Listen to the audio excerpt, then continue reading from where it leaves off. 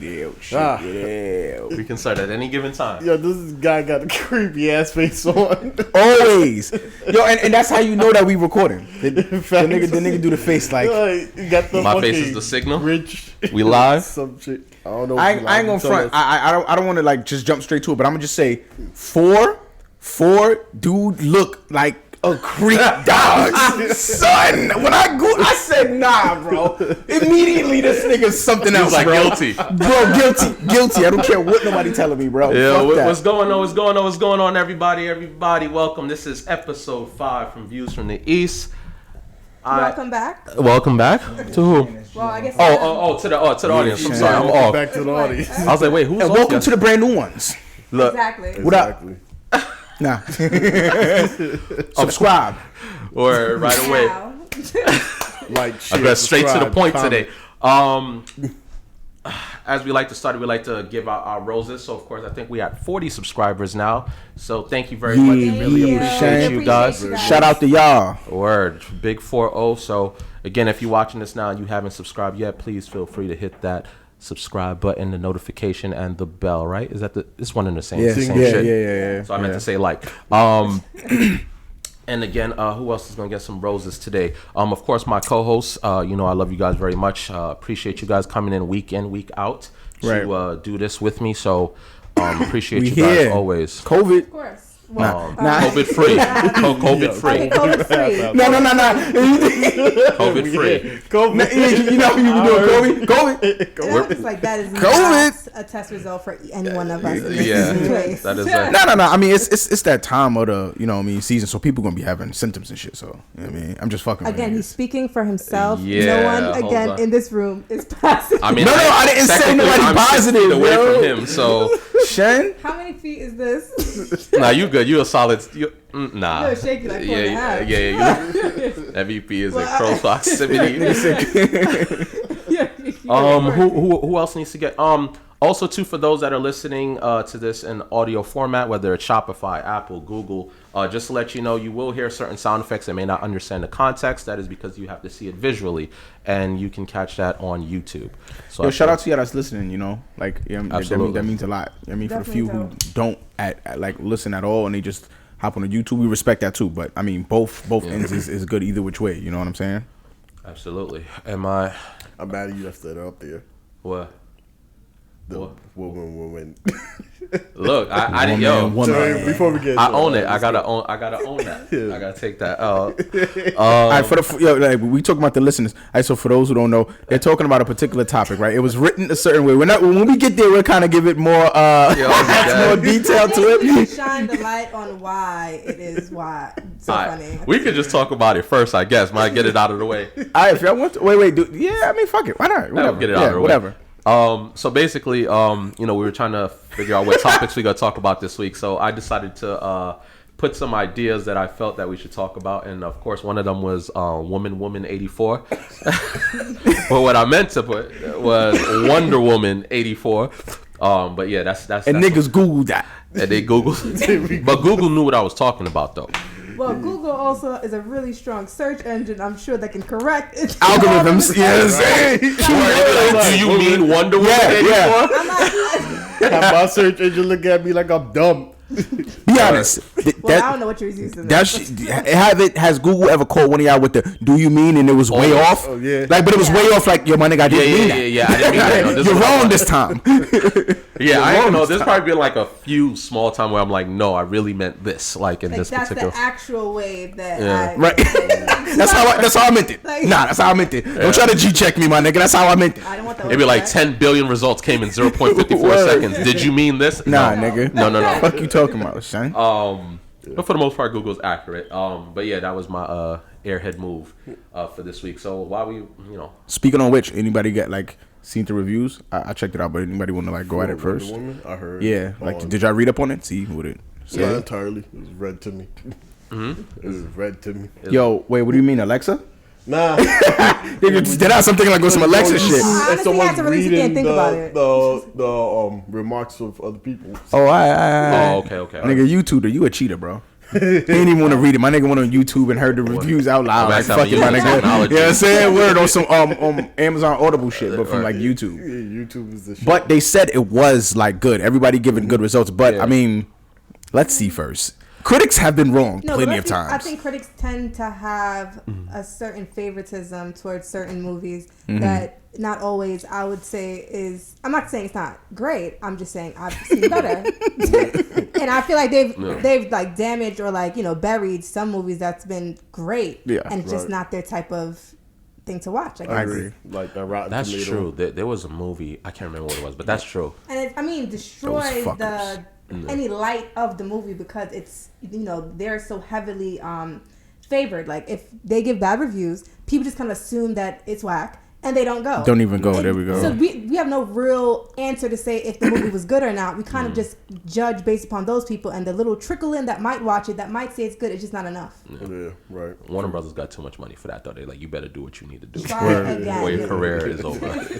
Yo, to add to the question for when you answer it, from what she's saying, like how do you guys think the critics, do you think they matter like still to that, like to the same way that it did, because everything changed? So I'm gonna be honest, I think in the entertainment world they still have a title and a relevance, but I feel like with social media as what it is right now, I feel we flood with comments so much to the point that I feel like we could, to some degree, not saying that we're great critics and what we say is bond, Definitely. but I feel like everything you can get, literally you can do a TikTok and it's 15 seconds, 30 seconds or a minute, whatever, and you literally blow up just because people said something or liked it or said something about it.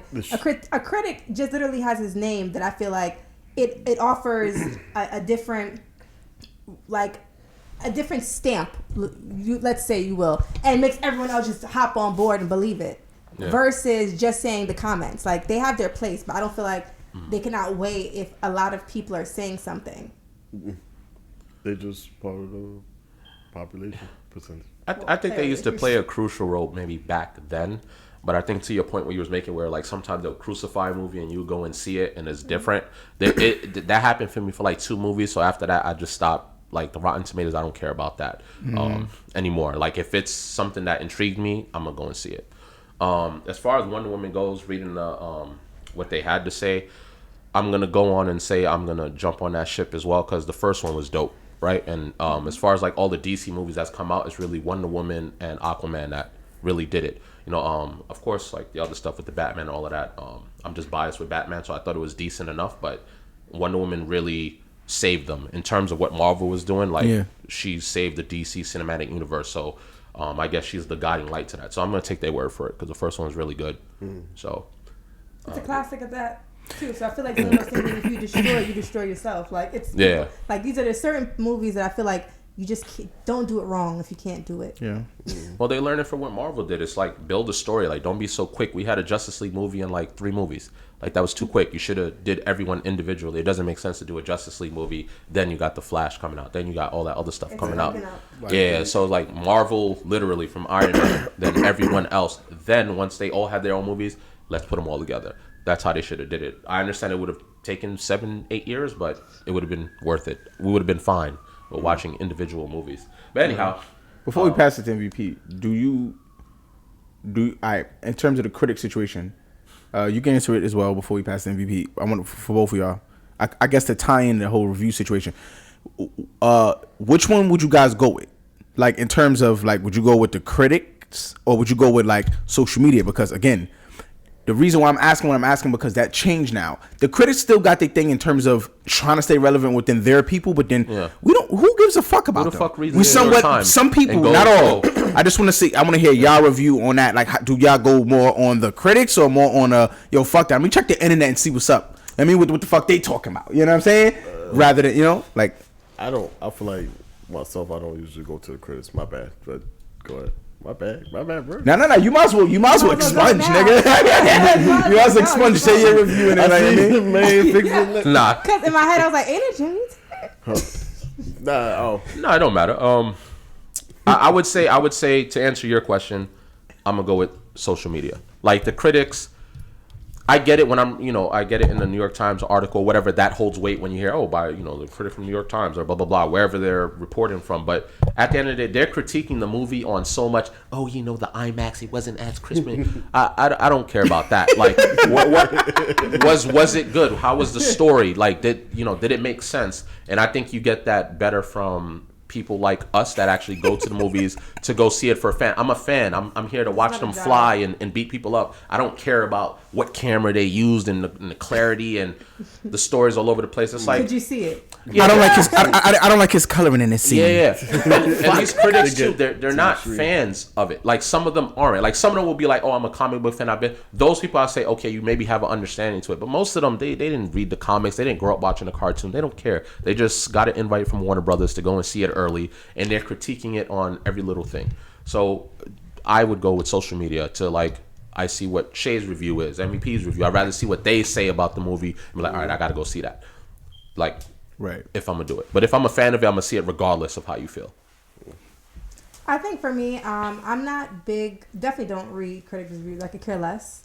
But in reference to social media, maybe I'm big on actually just reading the storyline. Like, I might watch a preview, but I prefer to actually like read what it's supposed to be about. Yeah. Then judging it like that, because if the story sound like, if you could make it sound good in a strong paragraph and give me some visuals that look bomb for like about 2 minutes, it's worth trying, because you at least could accomplish that to intrigue me. It's like a book. Sometimes you may not love the book. But it was an interesting enough for you to pick up and start, right? So I treat it like that. I can't necessarily, I would, social media is everywhere. So I might see a movie on, like, let's say Facebook, and everyone's like, when Bird Box was that was like everywhere. Before I even saw it, every photo of Sandra Bullock with what was that, blindfold, everything for months. I still didn't watch it.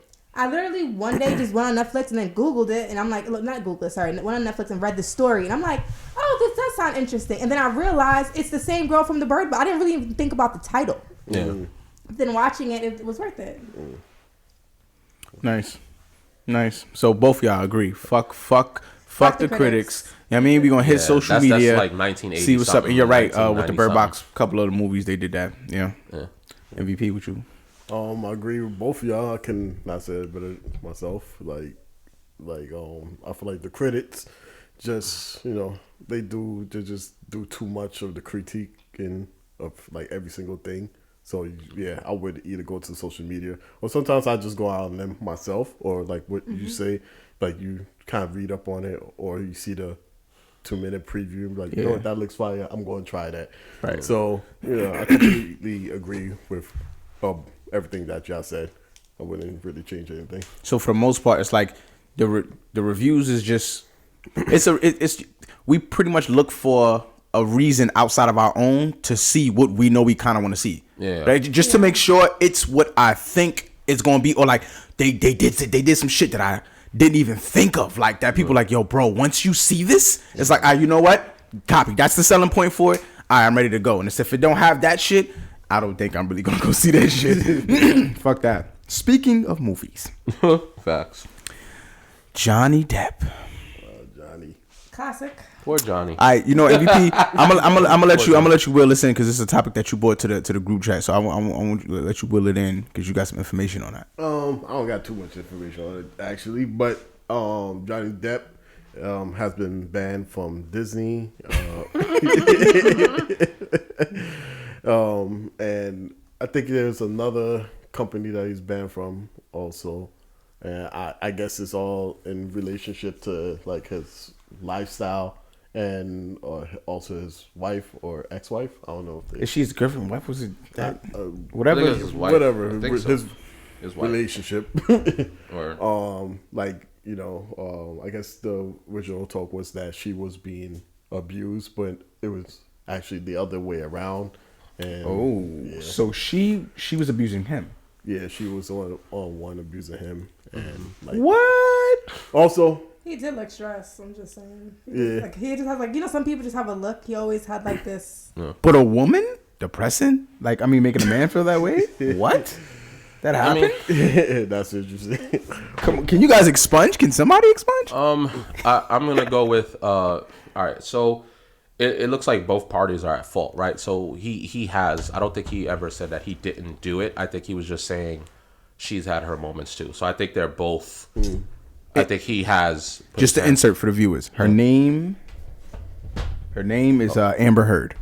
Yeah, she's the lead actress on Aquaman. Aquaman's wifey with the red hair. If you need She's played in a couple of joints. She's nice, very pretty, very pretty. Yes, she is. But for Johnny Depp, I mean, yes, he's Disney has decided to pull him from Pirates of the Caribbean as well as like other projects as well. Cha-ching. And there's two big things I take from it, right? Like, of course, if you're beating on your wife, yes, obviously Disney, I can understand why you wouldn't want someone like, it doesn't matter how big he is. And I'm pretty sure that was difficult for them because like we can't let that slide under the table because he's built that franchise with them. So I'm pretty sure it was hard for them, but I can understand why they had to let him go. But it's also coming out, like you said, that she's also done some things to him as well, to like where she's like cut his finger and a bunch of random whatever, right? Whoa, she cut his finger? Yeah, like now I ain't gonna lie, the way you said you ain't know that? Okay, you ain't know that? Yo, the way he talked over that, he said, I don't know, cut his finger? Nah, nigga. I know what you He like. cut his finger. Like, she crazy like that? Shit. The defense. Wait, defense. Now at this moment, I feel like I need to be a lawyer, and I'm like, oh, this is not going well. This is not going well for any women. Even if you're her lawyer. Even if you're her lawyer. Did he just say cut? Right? Like it off?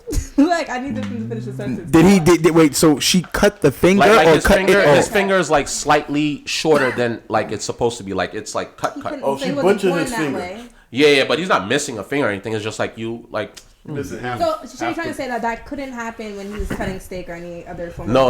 I think like I think this thing where he was like where she was throwing things at him. Shay, you ain't just say by him cutting steak. Did you just say that just now, Shay? I really don't have a strong case, and I'm gonna use whatever I have. But at least you admit that you're trying to have a case for her. Like, I'm like that's a bit extreme. I think it's a situation where both of them did certain things, but obviously Disney. So another thing that I'm taking from that as well, I mean, obviously, please keep your hands to yourself. It shouldn't get that crazy. Look, let's not pretend that it happens in regular relationships too, where both parties are physically in an altercation for whatever the reason, right? We're not saying we condone this at all, guys. We're not saying we condone it. We're just saying it's a reality. It's just that they're stars, so it's like it's more publicized. Yeah, exactly. Yeah. So, in my eyes, they're both wrong. I mean, I can easily say, oh, he's a man and he needs to restrain himself. But if she's throwing like pots and pans and butcher knives and stuff at him, I mean, she should kind of restrain herself as well, right? So it's like for why both not parties. Leave? I mean, I don't know. We don't know. Maybe like I know why people in New York don't leave because the rent's too damn high. But like he had enough money to leave. Like they both had enough money to question leave. that too, myself. That's just toxic as hell. And that's it's for both parties. that toxic love stuff. I mean, and again, we don't know. Maybe he did try to leave and she was like, no, don't leave me because he is Johnny Depp, or vice versa. She was like, I am who I am. Some couples just stay together because it's a power couple thing. Like they'll stay together for business purposes. It could be a money thing. It could be when it comes to them. Us regular people, yes, we could walk away. And even in those situations, we don't walk away. I'm not gonna say for the most part, but I'm just saying, like, people stick together. Like you said in the last episode, like, listen, it's really up to you to see if you're gonna stay together, right? It doesn't matter what the rest of the world has to say. So if they felt they could deal with it, they can deal with it. But the other part that I took away from that was really because he got banned from Disney movies. They're saying, why isn't she banned from Aquaman? Like, Warner Brothers should also clip her from all of that, because if he's gonna deal with all of that backlash, she's just as guilty, and she wasn't innocent of the situation either. So she should also suffer the same repercussions. So ain't gonna happen. And that's where I left it at. I don't know what they're. It don't matter if he's more of a star or not. It ain't gonna happen. They're not gonna cut her from Aquaman or anything. Society has to continue to like push the thing. I believe that they get an enjoyment out of males and females fighting for this particular having right. Like the bad guy. I feel like they're not gonna put both of them.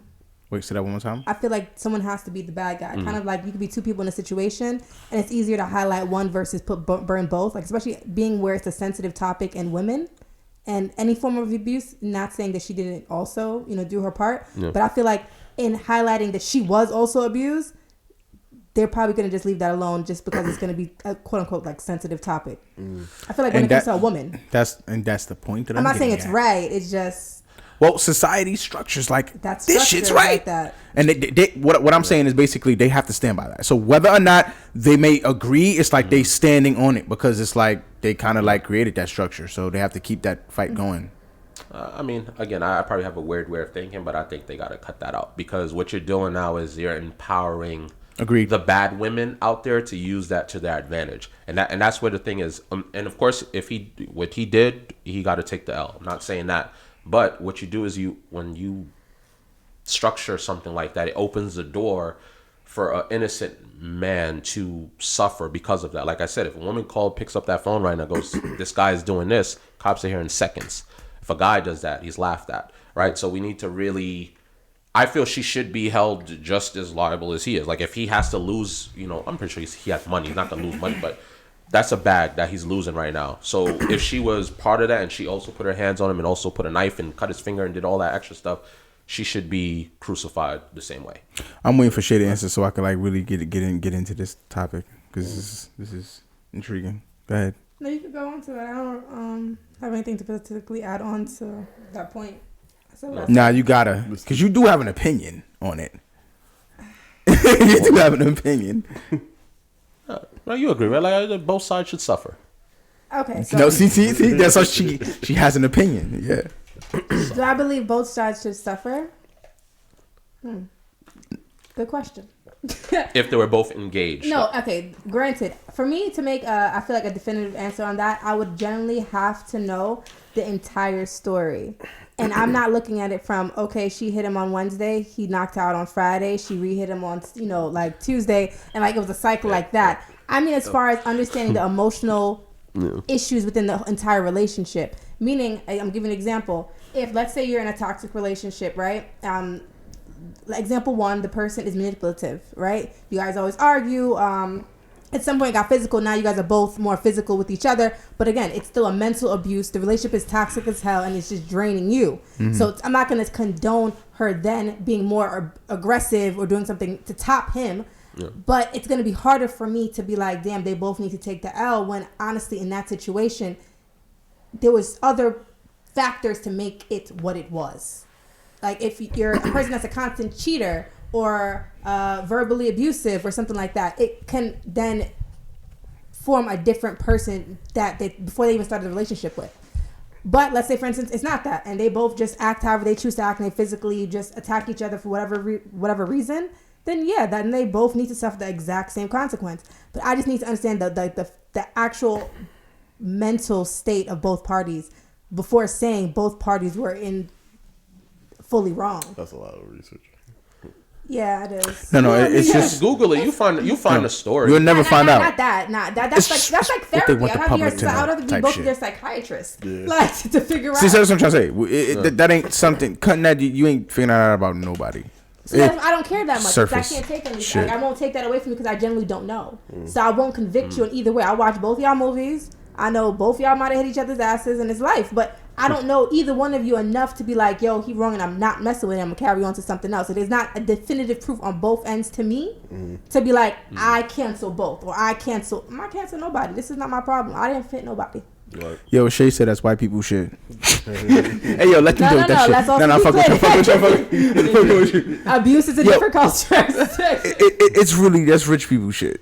You know what I'm saying? Well, whether or not, like, even with their whole, you know, their stars and shit like that, it's like, or even with abuse or whatever the case may be, it's shit different with them. It's like they'll sit there, go cancel whatever the case may be, get another deal, and then end up in a magazines and the papers like happy again, like nothing ever happened, saying fuck the world, and we're all like dumbasses kind of following behind it, like, look at this great movie they made together about their love. Yeah, it's like, so it didn't happen that he smacked her, or that she said he smacked her, or that he said that she cut his hand. What the fuck happened? And they're like happy, you know, and we love each other. Like, it's like, dude, what? So it's like, when it come down to that type of shit, it's like rich people have different. Their situation is just different. Whether or not the public goes, oh my god, that's fucked up. They did that's fucked up. She did it. They're still gonna do what they're gonna do, and the public is going to change their fucking opinion based upon how they move. Yeah. So if she says fuck him, I'm not doing it. This starts this whole, like, all right, women's rights thing. Yeah, he might get buried now. Cause that's some shit, bro. Like, you know what I mean? That's a whole thing that's gonna fall behind her.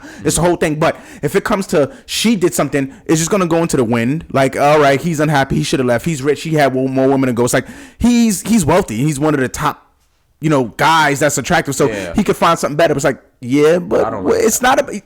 All right, now let's get to the point. I don't like that. Why is it like the fact that, all right, let's say for instance, men. This is what I'm saying. Men has been suffering. Like on a mental standpoint, because you can't say nothing because you're a bitch. You know what I'm saying? At that point, right? You know what I'm saying? So it's like you're a bitch if you say anything. So men mentally, verbally, suffer from what. It don't matter what relationship they get inside of. Now they could be a fucking abuser. They could be the one that's doing the main thing. But the point of the matter I'm getting at is what's not being spoken of. Right, and it's the mental state of a man and what he has to go through with all of this abuse before the public decide to want to charge with this with everybody else. Example, like, all right, verbal abuse is really, it can really mess with somebody. It wasn't all that popular back in the days. You know what I'm saying? It was physical abuse. If it's physical, this is the most. I don't want to say popular, but you get what I'm trying to say. Like in the mainstream, this is the main thing that people were talking about. This is the main thing that was being spoken about, or people were, domestic violence cases and shit like that. If it wasn't murder, but verbal abuse wasn't that much of a thing, and then it started to come to the public, but more on the standpoint with, I would say, for me, children first. It hit first with children. Don't yell at your kids, this and that. Then it hit with women, but then it just it dissipated after that. Yeah. It's like it's not about whether a man it can't fall into that, because whenever it did, it's like but you should know better to get out of that situation. It's like but he's in a mental state that's fucked up, and it's like but then she shows signs of something. Are we not saying mental state? That man might have not seen the situation. It's like he might need a little help, but I mean he still could have left the situation. Why isn't it this sympathy ring? Like, no, man, this man is really fucked up in the head. He needs some time. Like, maybe he needs help. Like, separated away from this to maybe figure this out. Maybe, you know what I mean? He don't need to be in this situation. But what if he feel like he can't, like leave or whatever the case may be for whatever circumstances the case may be? The same thing happened with women. People are like, hey, listen, this woman shouldn't stay there. Like, this is unsafe for that woman. Like, maybe we need to get a halfway house or something to help her out. Let some people, when a man going through something, there's no donation party that happens. What I'm saying is it should just be even.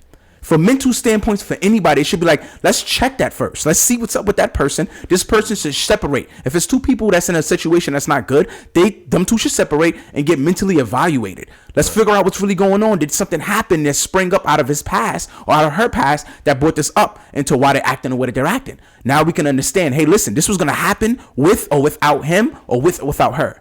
This person just had a mental situation that they never, addressed.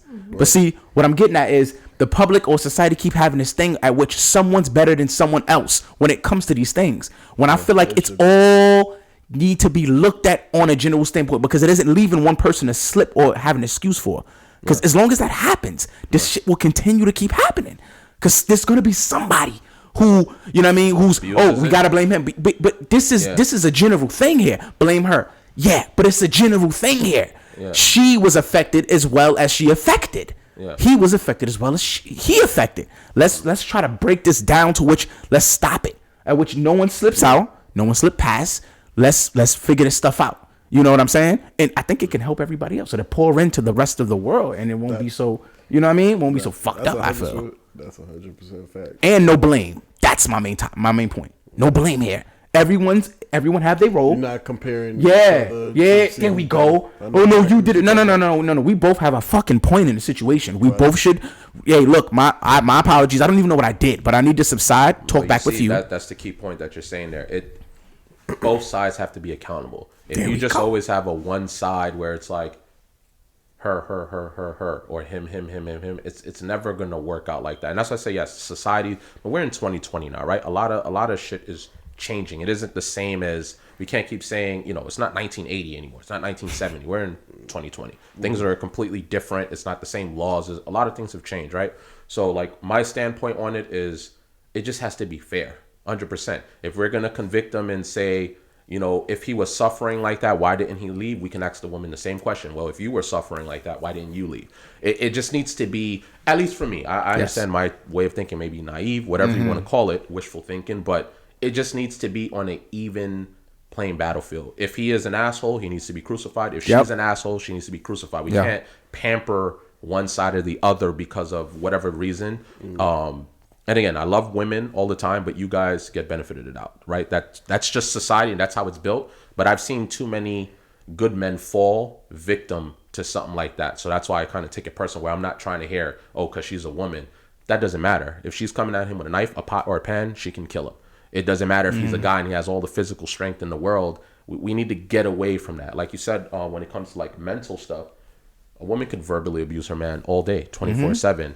She could be abusing her man 24 just because he doesn't react, just because he doesn't hit her back. You get what I'm saying? Like, she needs to be condemned the same way, just like a male would be. I just would like for it to come to a day where it's like it's even. Yes. Yeah.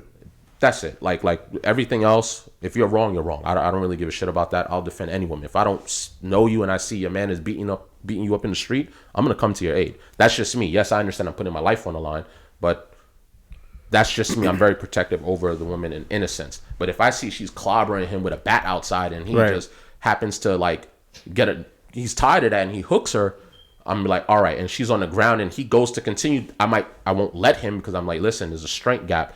All right, I understand why you did that, but you can't go and stomp her out. But we can't just ignore one side. And again, this is not to come at women. I'm just saying society is. You know what should be okay for you guys. Let's say, for instance, you're an innocent bystander, right? And you're seeing a male and a female physically harming each other, right? Whether or not you've seen the male hit first or the female hit first, as an innocent bystander, we should be able to come on the scene and push both parties. If you push the female, then you're in the wrong. Why'd you do that? I feel like if she's attacking him, right, and you're holding, we all know how females can get just as well as when you're holding a man back, how a man can get. They get more aggressive when they're held back, right? Why isn't it okay, just like you said, it should be even. Hey, listen, ma'am, step back. Whoa. The same way how I just pushed him back and he understood he needed to calm the fuck down. He just needed someone to kind of tap him, touch him to realize, whoa, all right, I got to relax. Maybe you should be okay with the tap, like, okay, you know what? All right, I need to relax. I'm doing too and much. not, oh my. But so That's what I'm saying. Just go overboard. That's what I'm saying. Calm down, like, but men could go overboard too, where it's like, yo, you get me tight, so it's even slate. Both. Yeah, that's both. what I want to get to. Like, It's that's both. really, like, I was It's about both. to say, like, it depends on the person Yeah, that exactly. you're trying to. No, that's why I made sure to say I'm like, a man, you could touch him the same way. Yo, when you touch me, it's the same. Gotta be both. Even slate. Now, speaking about even slate, President Trump, that nigga should go under the jail. You know what I'm saying? Yo, I'm dead. Well, I mean, because the fact that he's the president shouldn't, alleviate the fact that, the shit that he fucking did. And you know what I'm saying? Like, all this type of wild, crazy Twitter, this whole holding down the homies who fuck with him. That nigga's a gangster. I'm not gonna lie, he is though. He's a gangster though. The reason why I'm saying that is, huh? We already knew he was corrupt. Yeah, but like the shit he's doing, like he was moving like a mobster, and like, yo, you my mans, you fuck with me, you didn't snitch on me, I got you. Yo, he the homie. Nah, yeah, but what you mean rape? Yeah. That nigga's the homie. Ain't no rape over there. And everybody's like, yeah, whatever. Back to this person. What the fuck? That nigga's a gangster. So what y'all think? What do you feel on the Trump possibly being prosecuted once he is no longer president? Really, like everybody else who get prosecuted should get prosecuted. No, I'm just saying it's a big deal in history. There's been very few times where a president has been Nixon, but it's very rare. That of course he's protected because he's the president, but once that's gone, do you feel he's open for? Yeah, I think he. Like I said. Like, if you was to do something wrong, you're gonna be prosecuted no matter what. I think if you're gonna go by the law, you should not allow people to get away with whatever they're trying to get away with, because he was the president or whatever the case is. We're gonna let him slide. That's gonna make it seem like it's okay for everybody else to do it that comes behind him. Mm-hmm. So you can't. You have to nip that right there and right then and there. No matter what your position is, your power, whatever. It does not go above the law, because you want to do all these messed up things with people, whatever. It's like it's just So I believe he should get prosecuted. I never liked him, so wouldn't even lie to you. He could have been innocent, and I would have still hoped they found him guilty. So I think I have a bias to this conversation. But that's fine. Like, it's just at the end of the day, it's do I feel like he's above the law? Hell no. Especially in the beginning when he was really adamant to bring down Obama and all of the things that we did not know. So I feel like, as my mom would say, every dog has its day. So hopefully he could bark. Every dog has its day. Bars. Every dog has its day. From your past, like someone's always giving you a gem. Now they do. I have that book. We gonna give our own segment, yeah. Yo, listen, yeah, real facts. She like, yo, Jim from my uncle. Listen, back in the days, yo, for this type of situation right here, that ass. Gotcha. Nah, but Prada, what you? Trump. This nigga about to pull out a rocket launcher for this nigga. No. I mean, there's nothing I'm gonna say now that everyone hasn't already come to conclusion with. I mean, at the end of the day, when he became president, I was shocked as hell. I understand the circumstances behind it, I guess, but it's still like, wow. It just really shows, like, because the presidency to me was really like, you have to be highly educated. There was certain things that you had to do to fit that criteria, whether you served in the war or not. But to see him do it, I was like, okay, it's just really money and, I guess fame, right? To a certain extent, right? So it was just a little bit embarrassing. I think the country in general was just... Now, if he would have did a good job or whatever the case is, or did a decent job throughout his term and not been so messy all the time, I probably could have swallowed it a little bit better, but it was just embarrassing. And you're looking at other countries that are just mocking us, and we're supposed to be the most powerful country in the world, right? We're supposed to be setting that example for everyone else. We're supposed to be leading the way, and our president is on fucking Twitter every second, responding to random things, and it's not even, and I know this, I'm gonna take this from you, it's not even fucking proper English. It's not even written. Sometimes when I'm reading the shit that he's writing, I'm like, what are you talking about right now? Like, and it's embarrassing when you have a bunch of reporters that can call you out on your shit and be like, well, no, you did this.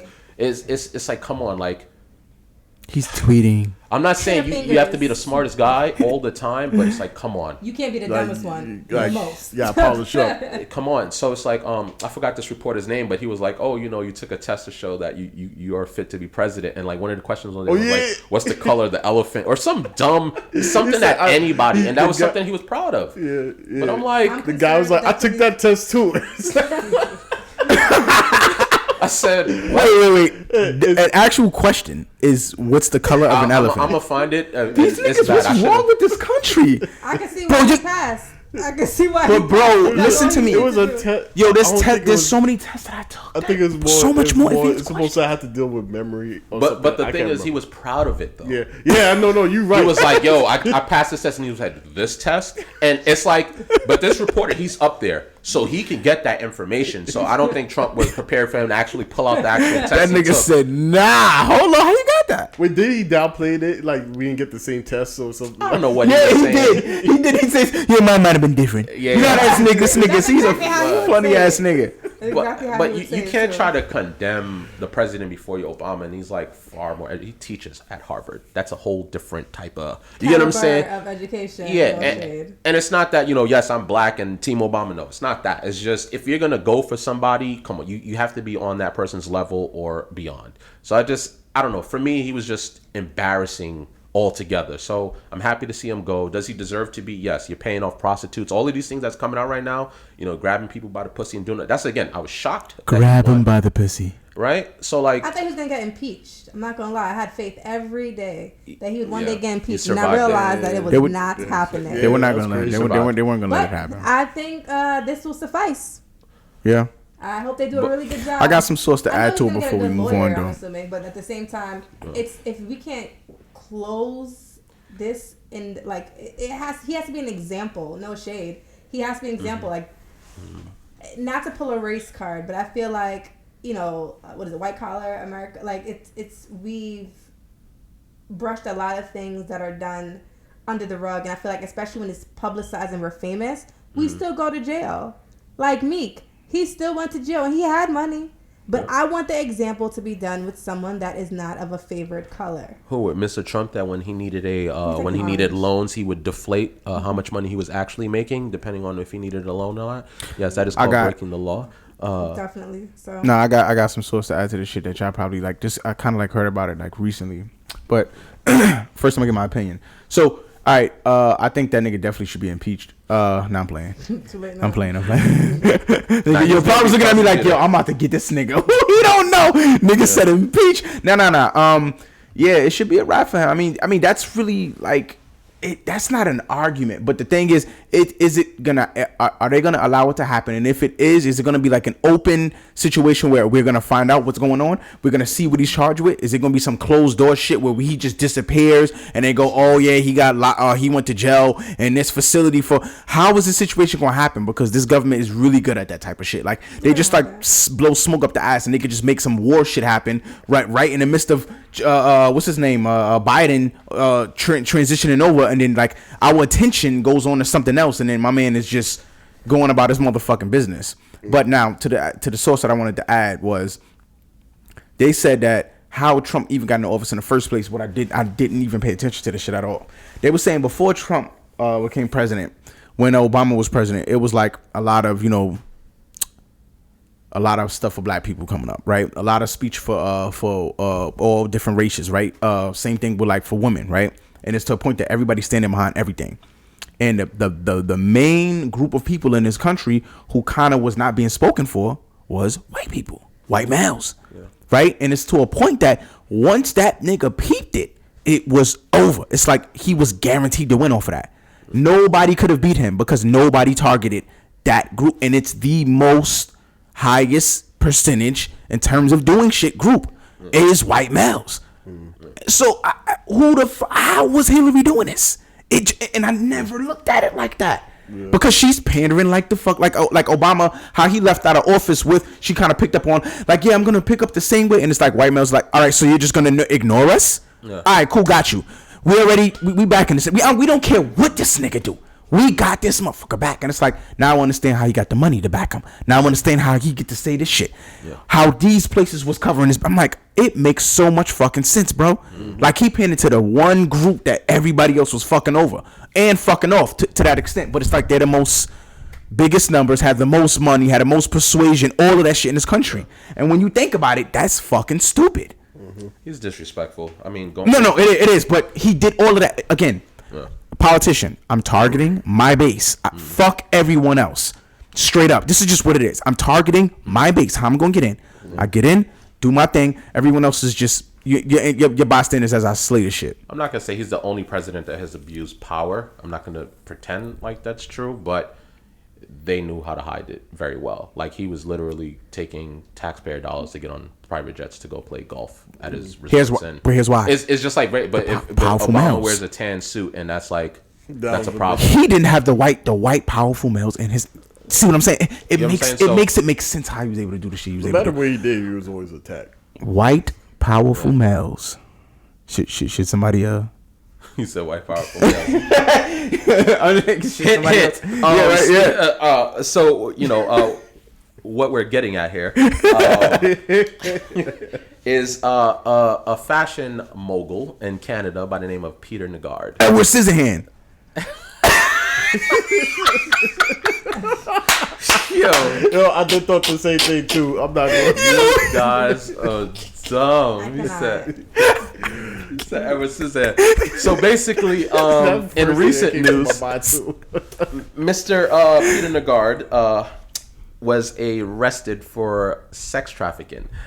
I mean, are we shocked, or are we at this point? So many people are getting taken down for people of power, people of great wealth are being taken down for this. Are we shocked at this point, or is this? I'm not gonna lie to you, but I just want a brief moment of silence, because when a picture pop up, tell me that nigga don't look crazy, son. Nigga looks crazy, bro. Y'all can go sweat it, but that nigga looks crazy. He looks like a creep, bro. He do. Yo, bro. Looks are telling. Are you shocked? Are you shocked that I'm gonna be honest with you, with everything that I feel like happened in 2020 or just in 2019, 2020, with all the information that's been coming out as far as people with, as you said, with money and power, sex trafficking, it's not even shocking anymore. It's more just disappointing. Who else? It's more like who else? Yeah, like, who else? Who else? Exactly. It's like it's Terrible. Yo, I don't want to laugh, but yo. Hold on. And we're not laughing, Shit. because we understand the victims. That's not what we're laughing at. It's just like at this point, it's just like, who else? Who else is? You know what it's like? Also, what we laughing at? It's kind of like us, like our community. We kind of always know, in a sense. We joke and we be like, that nigga probably a rapist, and like, but a part of us really do like this. We know the motherfucker is a rapist in a sense. But I think it's not even more so just instinct. I think it's more so when you give somebody too much of anything, it's a problem. And so I look at it like, when you have a lot of money or power, is it wrong to want to control so much? Not what they did as far as sex trafficking, but wanting. You're so used to hearing yes. You're tailored to hear yes. I like this. You know what I mean? Yeah. So it's not saying at all that what they're doing is right. What it is, though, is when you give somebody so much power, so much money, it's you rot them. And then you watch them rot, and then you look at them, and then you're like, oh my God, I can't believe you would do this. Why not? He's never heard no. Never. No one should have all that power. And then got mad bread. And they have enough Kanye money to where they first. can, do a lot of things where you won't see it as much. And the people that are seeing it can't say anything because they're either one, involved with it, two, getting paid well, and if they had a conscience, you know what I mean? So it's you're looking at it from if you at a certain point, you have to look and say, you created this. I'm not saying they were right, and not saying that we picked those options for them, but we created this. We give certain people so much money, so much power, so much control over, like, even to bring it to a little side of, like, the whole R. Kelly thing. Definitely 100% wrong in many different regards. But my thing to it is, we've highlighted that man like he was some type of R&B Jesus. Like, it was, and I'm not saying he's not talented, he's bomb and talent-wise, right? But we gave him so much power and so much exposure to literally, it's like he destroyed himself. He was that person. So it's like when you become that person, I feel like you're more prone to be like, all right, well, if you don't give it to me, I'll just take it. Like, why can't I? Like, they don't see it as a wrong because everyone's kissing their ass. If I could piggyback on that, one thing that you said resonated with me very strongly. I do want to hold good points around. Great fucking points. Responsible, right? Because yes, he's the asshole, and yes, I understand he has all the money in the world. Fine, you design clothes, you earned your whatever. I get that, but some of the story was saying how some of the victims were the daughters of poor families, right? Even those that work within the company. So let's say he goes into his own boutique and sees like a pretty girl or whatever the case is.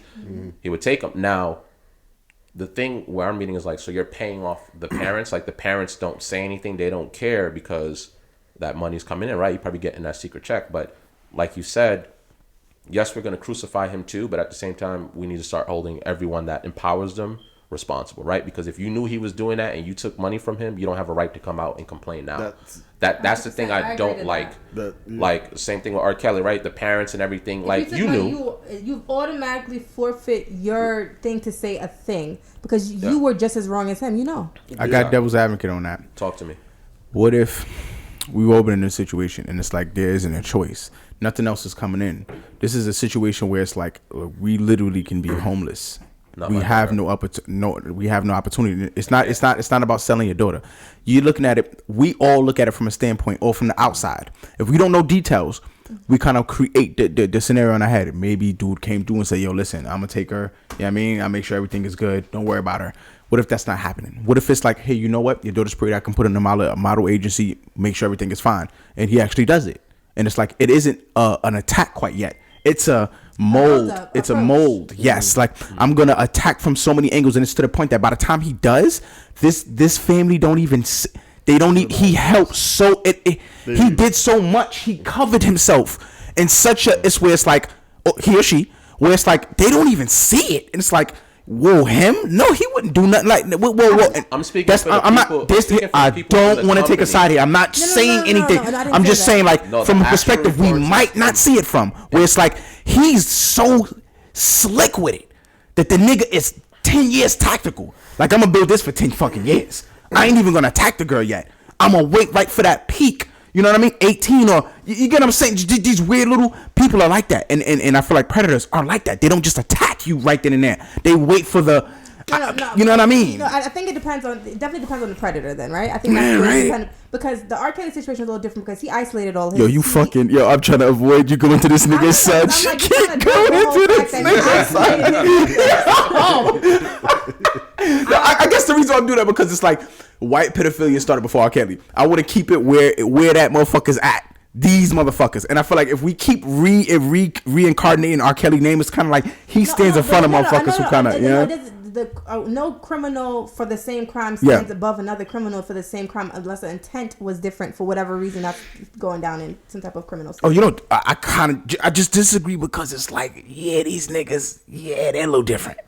They're a little different. I'm not saying they're not different. I'm saying at the end of the day, if given the purge moment and this person was in there and offing him was, you have 5 sex trafficking people to pick from, they all could get it. Like, I don't care. Like, it's the crime is the crime. No, you're right about that one. So the crime is the crime. Sex trafficking is different. Like, there's so many levels of abuse, or when it comes down to just like women, whether it's rape or sex trafficking or like a multitude of things. So for me, it's like they're both equally wrong, and I'm not gonna put. I'm just using R. Kelly as an example as far as isolation, but. Of course, there's a billion other predators that have a billion other methods of approach, and they can be really smooth, real sweet. My thing is, as a parent, when and I don't care what you say, there's a point something not right. A feeling, yeah. It's your kid. Something not right. It's just something not sitting well. And at that point, when you continue to accept from him, knowing that something is wrong or you can't put your finger on it yet and you need to figure it out and you're not trying to figure it out, you're wrong. Because the money coming in. My point comes from the actual reporting where within his company where employees are aware of what he's doing. All right, got you. So when I say that, it's not we don't know what he's doing. They know exactly what he's doing. It's just that they stay silent. Oh, that's the worst kind, son. And for me, and that's the other thing that it always sucks to see women involved in sex trafficking. What's her name? I keep calling her Chloe from Smallville, but I need to get her real name. But if you watch Smallville, Chloe, the blonde one, she was involved with sex trafficking. So for me, that kind of annoys me because I'm like, as a woman, you should. No way back. You shouldn't be part of that. There's no type of. I mean, again, maybe I'm asking for too much from this world, right? But it came out where his employees were like, yeah, that's what he would literally do. He would target whoever the case is in. And he, like me as a parent, cool. The CEO of the company takes a shine to you. You're working hard. Great. But it's like, you should also be able to determine, like she was saying, it's like a parent instinct in a way, like, hey, like, you keep calling my daughter to you now. Aren't you like a billionaire? Aren't you a billionaire? You have nothing else to do? Like, shouldn't your assistant be doing this? Like, you're constantly the one flying my daughter out. And so at some point, and there are parents that take the cash, right? There's been many situations with that I read these reports. So again, I get it. He's all high and mighty. He's powerful. I get it. He can change your life with one paycheck. I get that. But I don't think you sacrifice your child for that. Like, it doesn't matter how you try to justify it. Oh, I didn't know. And no, you knew. How's your daughter buying Lamborghinis at this age? Or how, you get what I'm saying? Like there has to be something, give or take. Yeah, she's a model, but she's not Naomi Campbell. Like, she's not a world-renowned model to be having everything that she has. So you have to, again, I'm not shocked. It's just like another one. It's just basically for me, like, who else? Like, who else is getting caught, at the end of the day? And I don't think it should be when that person gets caught up, that's where everybody wants to speak up. If you've been in his company for years and you knew that, you should have said something already. So I don't want to hear you now, basically. Unless you just found out. You're accomplice when you're not saying nothing, someone. Like, if a whole body or like a huge amount of people spoke up in a company, right? Granted. No. I feel like that wouldn't just fall on deaf ears because it's more than one person saying it and there's more than one person that knows. So I feel like it's definitely strength in numbers, but I don't feel like anyone really wants to be bothered. It's kind of like, it's not my daughter. I get what you're saying. Yeah, and I just got a nice check. So that's why I said I don't want to hear from them. I got a viewpoint, but I want you to answer how you feel about this, bro. I mean, just exactly as Prada was saying. Like, if feels so normal to see like these situations just occur all the time with famous people or whatever. My whole thing is like I don't understand. Like, there's so much shit that goes on in the world, and people decide to choose to do these type of movements. You know, like it's 2020. We know by now where this type of lifestyle leads to, and like you're hurting people and families, and just, damaging them. Like, you know, and you're going to get arrested possibly, depending on who you are, what power you in. But like, there's just so much more that we could be doing to better ourselves in the world. I'm looking at that since y'all touched everything else. But no, you're right. Definitely. yeah, so yeah, you know, get them arrested and get them out of here. That's it. Oh no. First, bottom line, that motherfuckers like that is disgusting because it's like I've been in King's Plaza. I've been in multiple places where they're kind of like, hey, you know, it's a modeling agency, you know, for this line, and you know, you can model for this person, and it's like, you're like, hey, you know what? That could give a kid an opportunity, or it could give someone kid an opportunity, or someone who really needed some type of fucking opportunity. And it's like, not only do them places scam, but then when you actually get in, you got a motherfucker like that sitting there, right, like, so all right, so. You got to get scammed somehow, some way, or get slide past that to even get in the motherfucker. Yeah. Then you get a motherfucker it's so much competition. You know what I mean? From a female standpoint, or just from a male standpoint, model standpoint. Yeah. First, I'm going from a female standpoint. So much competition. Then I don't trust nobody. I don't even know what the fuck is going on, and I don't know who's who. If I gotta travel, hopefully mommy or someone who I really trust could come along, and then I gotta hope that they don't get bought out before we go anywhere far, because if they get bought out, I'm going through the fucking trenches. I'm gonna be sleeping with every fucking photographer and every motherfucking designer in the world. I would hate for you to be a modeling woman. Like, I feel like your model might be a little Tatiana-ish. No. What I'm saying is the viewpoint from that parent. Yeah. So if this is a woman who could be from a woman's standpoint, like if this is someone who doesn't care for me and who is willing to sell me out before we get anywhere, just for this, what you think they're willing to do to get to that point? They're willing to make me sleep the motherfucker around till we get to that point. It's like, damn, that's fucked up. You know what I'm saying? Like, same thing for males who in a similar situation. I've heard about this because I know a couple of people who was in the male model agencies and shit like that. Yeah. Now, he may have not gone through it, but he's like, bro, the stuff that I witnessed, and it's not always just this female cougar going after that guy. No, it's a guy going after the guy, and dude is running for his life. And it's really scary because, again, all right, a woman being raped, yeah, but it's fucked up. This guy, it's like, it's crippling so much to both. Mm-hmm. Now, a female doing it to a woman isn't as crippling. I would say it's mental. No, it could be physical. Well, yeah, it's sticking stuff. All right. So I don't know. That's weird. You know what? You're right. That's weird. But all right. That's a little different. Okay, not that deep. Okay, not that motherfucking deep. I'll say for the lesbian.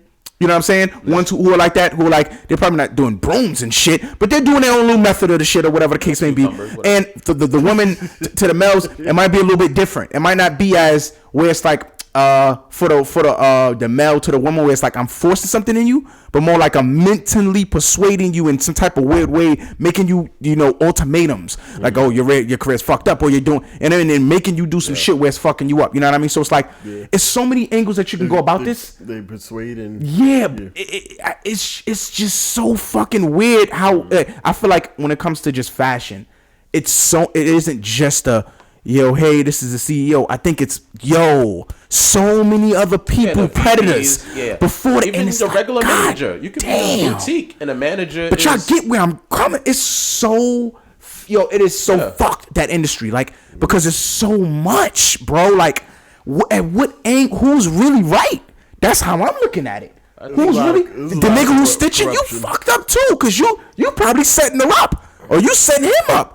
Y'all all fucked up, and it's just. I just feel like the industry is just so corrupted, and I think it's worse than anything else to me. For some strange reason, I feel like it's way worse than everything else because it's in everything else.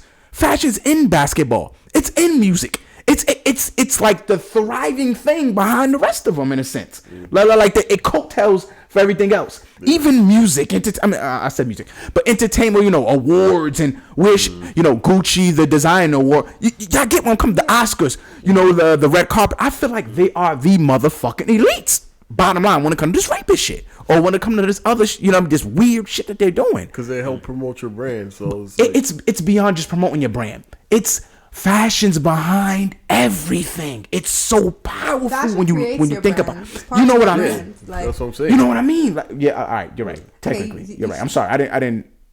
She worded it a little bit better. I'm sorry. I don't want to take it away from you. Make somebody give her credit. You know what I'm saying? Y'all watching. You know what I mean? I'm giving you your flowers, my nigga. You know what I'm saying? Both of y'all the flowers. You know what I'm saying? But y'all do get why, like, I think deeper with the situation. Like, it's really fucked up, dude. That shit is a fucked up industry, man. When if the wrong person has power, so you could even say that from a basic retail store standpoint, right? Store manager, he has all the power in the store, right? So like, she's like, oh, if I sleep with him, I can get the schedule that I want. I can get that promotion when I want it. And get the raise. Vice versa, right, same thing. Okay, all right. It's the same thing. It's just that he's obviously at the highest peak of he's a billionaire status. So yes, but that happens on all levels of. It's just really with people of power. It's not meant for everybody. Okay, I have a question for you because you've been in like the fashion industry for a while. And you've kind of like you've probably bumped into these few. Much, all right, actually. Now. Here's the like I feel like we may not be thinking about the few who thinks like this, women or males, where it's like I'm gonna like it's a weird way of gold digging. Like they're like I gotta fuck somebody anyway. I might as well let him fuck me. Or she goes, hey, he goes, I mean fuck all these other bitches, but I might as well fuck the cougar who can really make my life a little bit better. And we're like, yo, she's raping you and mentally fucking, and he's like, no, she's not. Yeah. Or she's like, no, the fuck he's not. Like, I'm in a Ferrari, nigga. I've seen some shit. What I will say about that, of course, I will not give any company names, any executive names. The way he said it was like, I got y'all written in the book somewhere. Just in case. Because like, when they host all these like fashion event parties and all of this stuff, right? And it kind of goes to what you're saying. And that's why, for me, it's like, yes, sex trafficking is horrible. And obviously, yes, you don't want to see a 70-year-old man with your 18-year-old daughter or your 20-year-old daughter, whatever that looks like. But unfortunately, reality is there are a lot of women that, I guess I'll say, sell their soul, right, for the finer things in life, right? Because there's no way, because you could just look at a couple and be like, there's no way you would give that old geezer the time of day if it wasn't for who he was. But if she's opted to make that decision and she's comfortable with it and she accepts it, who am I to really judge her on that? Even if she could love him, for all that I know, there are some situations where she could possibly love him. But I'm like, what really drew you to that person? Like you said, he can change your life. So like when I'm going to these events and I'm seeing these couples come in, I'm like, there's no way. Right. And they'll come into boutiques and they'll come and shop with their booze. And I'm like, there's no way. Like, I don't care. Like, he's not even, what's the girls like to say? He's not cute. Right. So he's not even cute. I'd make fun of it like that. And I'm like, what is it that she saw? But when that person is coming to pay, I'm like, God damn, black card.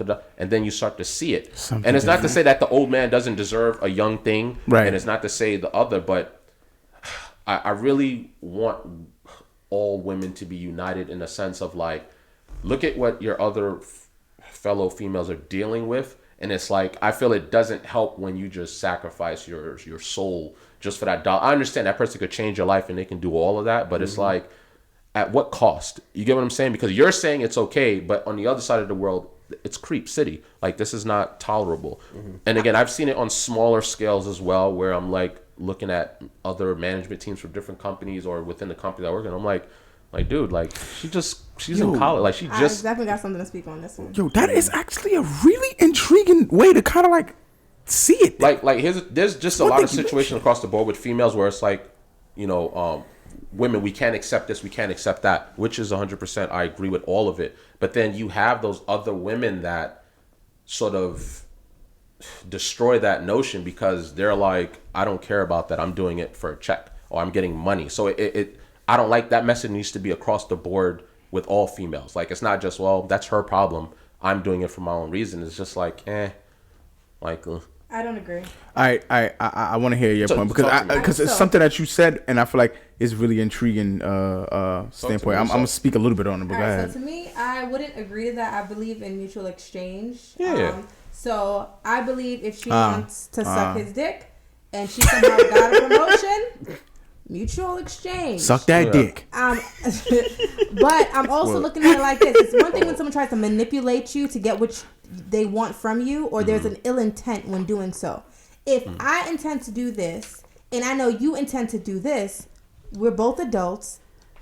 There is nothing wrong with it. On a standpoint from a company and people that are trying to get, promoted within, of course, the ethics of the company is definitely flawed. But to say, I feel like as women, personally, we stand on our own accord. Like, we are as one, but we are individuals. So if I feel this particular thing benefits me, I have the right, if I feel like it doesn't cause any harm to anyone else, then I can do it. Like, I'm listen, at the end of the day, we're all adults. We choose to. I've seen females fuck niggas for no money. They should have, because that nigga had money and he ain't offer her shit. and I've also seen bitches take maybe not even that. Oh shit! But no, but to me, it's like at the end of the day, we're all adults. We have interactions for whatever reason we choose to, whether because we thought someone was attractive, whether we were lonely, whether we needed a come up and we felt that come up would be from that situation if I did this, that, and the third. We're adults. Like, at the end of the day, I'm gonna keep it 100 with you. If I see a finesse, it's a finesse. Like, it's not personal. I don't gotta suck dick for no finesse, but I'm just saying to make. Let's make it clear. Let's make it clear on that part. Let's make it clear. Not saying that's what I gotta do, guys. You can finesse without it. But my thing is, if you really could. My thing is, at the end of the day, if as an adult, consenting adults, we want to make this mutual exchange for whatever reason, it is what it is. Like, I don't think anyone needs to come down saying, as women, Sarah shouldn't have did this, that, and the third for that position. You know what? You just mad you ain't suck his dick first. Well, you didn't get the opportunity. That's what I was gonna ask. Like, honestly, at the end of the day, I've been in companies where I've been passed up for positions, whether or not the other person did something to get more favored than me, and I'm not saying by work, but whatever. You look at stuff like this. What is for you will be for you. So you didn't take an L because someone else got something the right or the wrong way. There's just another direction for you to go to get whatever's for you. I feel people personalize it too much. It's like, she sucked his dick, she ain't suck yours. Like, it's not that deep. Well, to go off of that little part that you mentioned, Prada, that I feel like was intriguing was people might not look at it from the standpoint that the chick who may be okay with sleeping with this rich guy for the position could be jeopardizing the female who does care. Now, she could be getting this guy in, like, really comfortable and into this idea that every woman is going to be okay with. And I never really seen it. We've seen it, but I didn't really put, like, to think about it from that perspective of that could feed that motherfucker. And to make it seem like, oh, no, she's okay with it. It's like, no, nigga, she's not. It's like, oh, no, she was okay with it. The last 5 was nigga, this is number 6, though. It's not 5. This is number 6, though, bro. You gotta chill, bro. Like, she's scared. You don't see it? And no. She's just, she's just hot. No, my nigga, she's scared, dog. Like, they all start like that. No.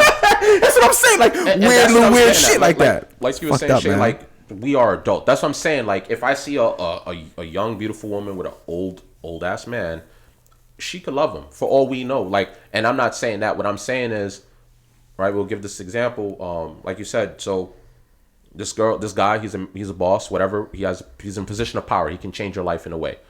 And a woman makes that decision and be like, yeah, I'm gonna fuck with you to get the come up.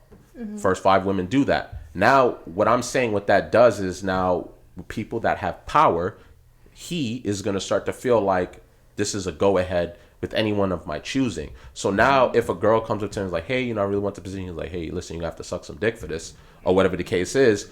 That's where, and of course we're gonna crucify him for that, because now we look at him and like, yo, you're a predator. Like, you're asking for sexual favors for her to get. He will be crucified. And I back that 100%. But at the same time, there's women that don't have a problem with that. So that's what I sort of meant, like, by thing. And here's the thing, right? There'll be women that will crucify him for that, but be the same women that suck dick for position of power. So that's the thing. I just think we need to just be honest with ourselves, and it's like, women just need to come up and be like you said, and that's why I really love you, Shay, because you're just very direct with it. If you felt it was a come up and you wanted to do it, just do that. Like, don't do something in the shadows and you see something that's coming up and you're like, oh, he's a creep. Oh yeah, he's trying. Just be realistic, right? We're all adults. We all consent to certain shit. But what I'm saying is, when enough women consent to a certain situation, you start to brainwash that person, whether it's a male or female or whatever the case is. That person starts to feel like they have that power to where it's like, oh, she's not scared. Like you said, oh, they all start like that. Don't worry, I'll get to it or whatever. And then that girl may be like, well, damn, he's never been held responsible before. Like, he's did it to the last 10 girls, right, and he's still here. So it's like, at some point, she may not even want to speak up because she's like, well, no other girl is complaining. That's, you know what I'm saying? So I don't know what that looks like, but I just feel like maybe it was the wrong example. But there's just situations where I feel like it's an outrage for certain women, but then there's certain women that just do it anyway. And it takes away from the women that are trying to fight to protect other women that go through stuff like that, in a sense. I'll come up with, I'll try to remember the example, but that's what I was getting at. But again, we're all adults. But anyhow, copy. All right. Speaking about position of motherfucking powers and shit like that, motherfuckers in power help motherfuckers back and shit like that. Not playing. Nah. What? I'm just talking shit. Just talking shit. Nah. But did you have anything? I'm not sure. Did you chime in on this? I did chime in. All right. Cool. Yeah. Just want to make sure. So anyway, let's try to bring this into a more positive situation. Your boy Giannis, the Greek freak, just signed the biggest NBA contract in history. Not envious of the man. I'm happy for multiple reasons, right? Because it's nice to see the man get in the bag. So it's nice to see a brother get his money, get his just dues. Another reason why I'm excited is because he didn't sell out and go to another team where he could have. He could have went to other teams to team up with other people. That's good. And he didn't do that. I mean, bro, I'm gonna be honest with you. You really think he was going to another team? Look at absolutely. Look at what the topic we're talking about is. The biggest NBA the contract? biggest NBA contract. That nigga wasn't going nowhere. Well, even if he did want to team up behind the scenes a little bit, bruh, you might as well just stay here. A ring, or you want to be a billionaire, nigga? Because you getting a $250 within this month. Yeah, not a billionaire, but you get what I'm saying, nigga. No, it is $250 million. It's $250 million. He won't be a billionaire off of it, but I mean, you know what I'm saying? Y'all get what I'm saying. Depending on where he gets at. But I see people trying to talk about it, like, is it really him selling out if he decides to go to another team, being offered that amount? Nah, I wouldn't. Nah, I mean, on top of that, if he left? Yeah, if he had left. Because, like, I was watching Undisputed. And, Shannon? Yeah. That's my guy. Shannon the Skip. Shout out to Shannon. Shout out to him. But Shannon shot, though. But they talk about, like, he's not really going chasing for the ring or whatever. I guess he's going to secure himself. He's on his Carmelo Anthony. See? That's what I'm saying. Yeah. Everybody ain't out for a ring, and he's like, yo, bag? Whoa, the biggest bag. Bro, I'm staying here. Yeah. What do I need to move for? For what? They setting everything up for me. Right, exactly. That's true. He's on his Carmelo. Yeah. So, he's not trying to get his ring. He's just trying to cruise. Maybe he may get it. It's not to say that, because this is a 5-year contract, right? Not with the Bucks, unless they gotta pick up some pieces. Yeah, that's not happening this year, I guess, with that amount being spent out. Not in the next 5 years. If they don't change anything, it's not happening ever. Yeah. So he's got too many. This is it. But congratulations to him, though. Yeah, shouts out to him. And I'm proud that they're even paying any athlete. They need to really start paying female athletes, because y'all some fuck faces for that shit. Yes. Start fucking paying female basketball players, female athletes in general. I don't care what the fuck it is. Yeah. Y'all be ODing. How you gonna give a male $250 million, $230 million, and y'all fucking giving females $200,000 for 5 years? Bro, that is disrespectful as fuck. That's number one. Number two, WNBA. Pick up on some shit that the NBA is doing, all right? Get some things going on. Get the WNBA popping a little bit more. Get female basketball players doing some more things that's like catchy. Get female rappers chilling with female basketball players or something, bro. Like, help this thing go on, because it's like the males is eating like a motherfucker. Like, bruh. Even these whack players is getting $100 million. You know what I'm saying? Each contract. Nah, and you got female NBA players who tear these niggas up. Nah, y'all gotta stop. You know what's so funny that you brought that up? I was looking at this was like months ago, but they brought up, I forgot her name, but she's on the LA Sparks. Word two, shorty. And they showed LeBron in the same. They showed LeBron in the same thing. We can't be disrespecting them like that. I think she's been to as many finals as him, and like has probably the same amount of rings or more. What's the name of the team? Is it LA Sparks? There we go. It's just something like that. Just look for like the LA Sparks versus LA Lakers salary something. It's just a meme with LeBron, and this is no disrespect to LeBron. LeBron's a great guy. Let's leave him out of this. Nah, LeBron is the man. I don't care. Like I'm trying to find out what's her name. No, I'm saying LeBron is the man, of course. But her name is Tia Cooper. Is that her name? I'm not sure. I know that one. Now, to what Dice was saying, there's gonna be 2 points that go into this, and I'm happy you kind of followed up with the WNBA needs to do a little bit better. Right? We understand that the WNBA isn't as popular, which means it doesn't get as many views, which means it's not bringing in as much revenue as the NBA. Nowhere near it. Right. Absolutely not. But to his point being is I think her contract, like let's say if she got a 5-year contract, it is in the hundreds of thousands.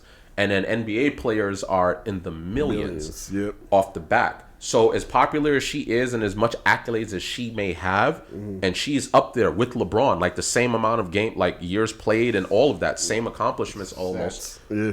And her pay is completely different. And again, I understand, and WNBA doesn't earn the same type of thing, but at some point they have to have $1 million contracts. Like it can't be that crazy. I don't know what they do to fix that. Again, it's not like I watch WNBA again because I can't name a female player to save my life. I'm just gonna be completely honest about that. Do you think that would be part of the whole situation? Because you need to get the viewers on there, but if not a lot of viewers is watching, they need to start throwing those games. Where does a WNBA game come on? Like where? I don't know. Like put it on TNT. Like all right, you're gonna show on TNT. Like you see where they play back-to-back games. Yeah. Play a women's game and then play the men's game. If that's how it needs to be split or whatever, because I agree with that completely. Because I saw that meme and I was like, that's so fucked up. Yeah. Again, not to take away from LeBron. LeBron is the man. To me, he's an upstanding gentleman. I'm saying that.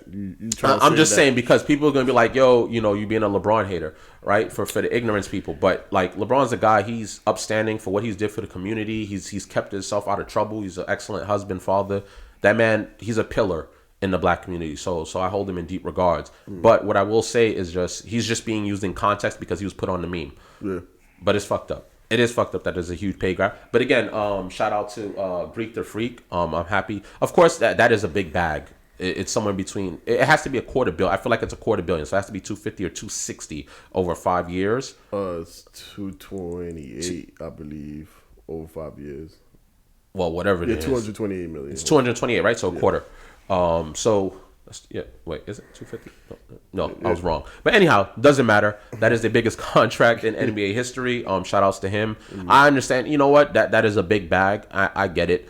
But some NBA champions, after a while, they stop caring about the bag and they want to ring because you don't want to be like the Charles Barkley of them. Yeah. You know what I'm saying? And then offense to Charles Barkley, but yeah, like he played basketball, so I respect him speaking to it. But when he's telling people how they need to win championships, I rather listen to Shaq and Kenny and them because they have rings. Can't find this. I can't find. I was trying to find. I'm gonna find them. I'll try to find it. Damn, son, I wanted to find out her name. But like at some point, I hope he doesn't wait till it's too late. Yes, get your bag now, but he just NBA players don't want to be that guy that I played all these years and I don't got a ring. We got a ring, right. Right, like you're gonna end up like the ring. It used to be that way.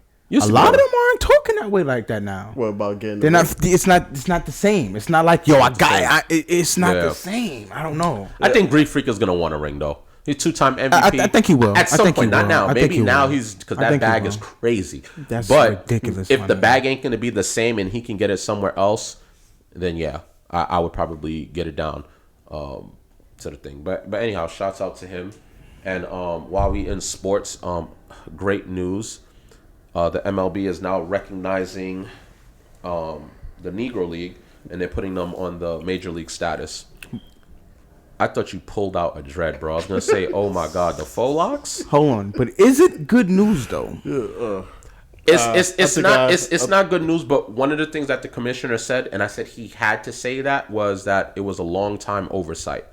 Right, meaning whether it was to show face or not, that is a very accurate statement because it's like Why wasn't that done already? Right. You get what I'm saying? So now they're gonna have to implement all those stats and all those things, and now they're gonna have to put it in. So whoever was placed in certain numbers on the best players list, that's gonna fluctuate now because you have all those players that weren't added in before. So when he said it's a long time oversight, that is true. That should have been done years ago. But I think that was just said just to save face. Like, you didn't realize that in 2020. Right. You guys have known that in 1990s, 1980s.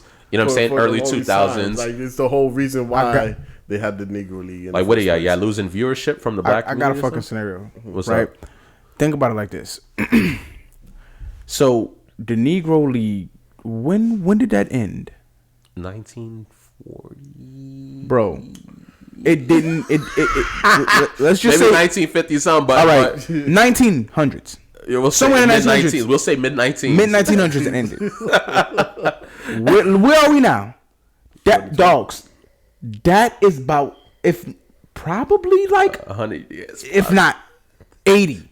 Long 80 time years. oversight. Now, peep what I'm saying. Now, with the numbers of the people who they're putting all the stats in, it wouldn't even matter because it stopped at a certain point.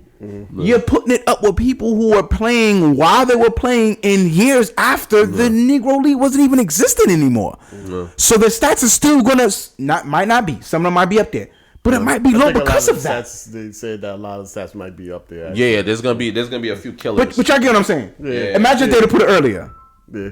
Insane, bro. It would have looked, bro. That's I don't know. That shit disrespectful, son. I forgot who mentioned it, but they were saying that they'd rather not have them do all that because it would just mess up the whole history behind it. Mess up the history. Yeah. So y'all done messed up history itself by not including it. Yeah, right. See, they love doing that. Yeah. You keep something out, and when someone asks to put it in, I go, yeah, but it's gonna mess everything up. No, you purposely messed everything up. Now purposely put that in there. Right. What you mean? Long time oversight. They're ridiculous. I don't even want it if that's the case. Don't put it there. Nah, whatever. Keep our stats where our stats is at. Just when you compare them, just understand. This is the 1900s. You talking? Y'all was still playing in 1990. This nigga played an extra 30 years and still couldn't pass his record. Right. Okay, cool. Trash. Fuck out of here. Take that nigga card and throw that shit. You know what I'm saying? No. I mean, people. The historian of the Negro League museum or whatever the case is, like he's excited about it. He's happy that they're being recognized. And I am too, for their hard work and everything that they had to endure in those times where they couldn't play and had to make their own league. Fine, implement their stats. The only thing that sucks for me, at least, is just that, they're not here to receive those roses. You get what I'm saying? Like, yeah, that was mentioned too. That's the thing that really annoys. Like, again, how many predecessors? Think about it. Some of them probably don't even have fucking predecessors, bro. Yeah, that's how fucking long ago it was. Yeah. And I'm like, even if they did it, it's like, oh, your grandfather or your great grandfather is now being recognized. That person was like, okay, is there like okay? That's what I'm saying. So it's like, it's too late for those that are huge baseball fans and their family. Like, yo, your great grandfather played for the Negro League and this is what he did. And boom, look, now he's one of the top. Maybe you might get a little bit of part of that if your family still carries on that tradition, if it's still spoken about. But it's so long ago. But again, look, I mean, it took them, I'll say 100+ years. I don't know what the math is on that, but right. I ain't gonna lie to you. That shit is so fucking tasteless, dude. It is so I keep saying 100 years. Fucking tasteless. The reason why is because, bro, you going to you doing us dirty. First and foremost, don't announce shit. Fuck you. Yeah. No, really. Fuck you. The whole I feel like if we sat there and spoke to our ancestors, they would look at us like, bro, that is mad disrespectful. Yeah. Like, all of our fucking hard work, and there's nothing we get back from that. Right. Y'all took moves from us. Y'all took mad shit that is just like, we can't even tell you the shit that y'all took from us. Right. And implemented, made money for years off the shit. Yeah, and we don't even get none of that? Yep. Y'all fucked up, bro. That shit, they keep showing us that they'll literally keep shit away from us for years. And then give us some little ass fucking title, and we're like, yo, we're so happy for that shit. No, is there some money that no, comes in with fuck it. That? Don't acknowledge. Let's slowly get into the habit of not acknowledging their shit. Yeah. Yo, we have the Oscars, and what is that supposed to be? Breakfast Club was the highest rate of I said Sorry. Breakfast Club. I know what you said. I I was just looking at your face. I ain't gonna lie. He says that shit. He says that shit with so much caution now. Y'all gotta catch episode 1 to understand what we talking about. Yo, he Facts. says it with so much caution now. He looked at you too. He's like Breakfast Word. Club for like to confirm. Yeah, like low key. Nah, that's caught that? You caught that? Just to show that I'm saying it correctly. Nah, what happened? What they say? Very coherent. Huh? What they say? No, I'm saying they pretty much saying the same thing that you were saying when they was getting inducted to the on the Radio Hall of Fame. Or something like that. I know you took my. I heard it too. Yeah, and it's We need to make Soul Train Wars popping again. Make it the best thing in the world. Like everyone go there. That's we should just make our own shit. Don't acknowledge they shit. He's a great to you. Right. This is the great. Yeah. Right. This Is the greatest of all time. Yeah, but he's great too. Yeah, greatest of all time. But this is what influenced. This is what changed the game for everybody. And that's the thing. That's what I'm saying. Like us as a culture, we've done things that not only elevate us, but it's changed everybody. And Every now genre. everybody's culture vultures now. You get what I'm saying? So it's like, yeah, that's why I understand what you're saying. I'm with you on that. Like, and the Soul Train was hot and all of that. But yeah, I mean, am I happy about it? I guess they got their roses, but it's too late. Yeah. I mean, long time oversight is how he put it, and it is. But does it do anything for anybody? I mean, yes, I guess for the families, the generations that's passed down. I guess like now what their ancestors did will be somewhere in a record book, I guess, or wherever. But yeah, it doesn't. Yeah, no, whatever. It doesn't do anything, but I just thought that was interesting just to see like what took you so long. And I didn't see any of that. It was just long time oversight. I just wanted to know what took. Long time overdue. Everybody's just, like, yeah, no. Yeah, I'm just like, nah. You might as well have said like, listen, like it was wrong. I would have preferred to say, hey, this should have happened decades ago, and we have to right this wrong. I don't know how long this commissioner has been in power though, so I feel it looks more like a PR stunt or something. Something is wrong. Like they did that for clout. I'll just put it for that. It was a bullshit. But speaking of money, matter of fact, that was a stretch. Anyways, on to another topic. It wasn't a stretch because I think in the last episode we were discussing like what people should do with their money, right? With Little Baby spending $16K with LaMelo, right? I don't know why I want to say Carmelo so badly, but LaMelo, spending $500K. Yeah.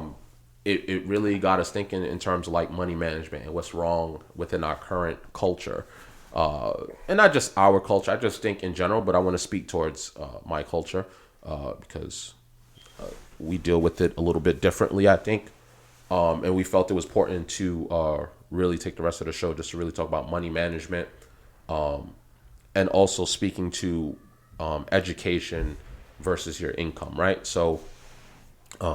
Still waiting patiently for Shay to come back, but we're just gonna start without her.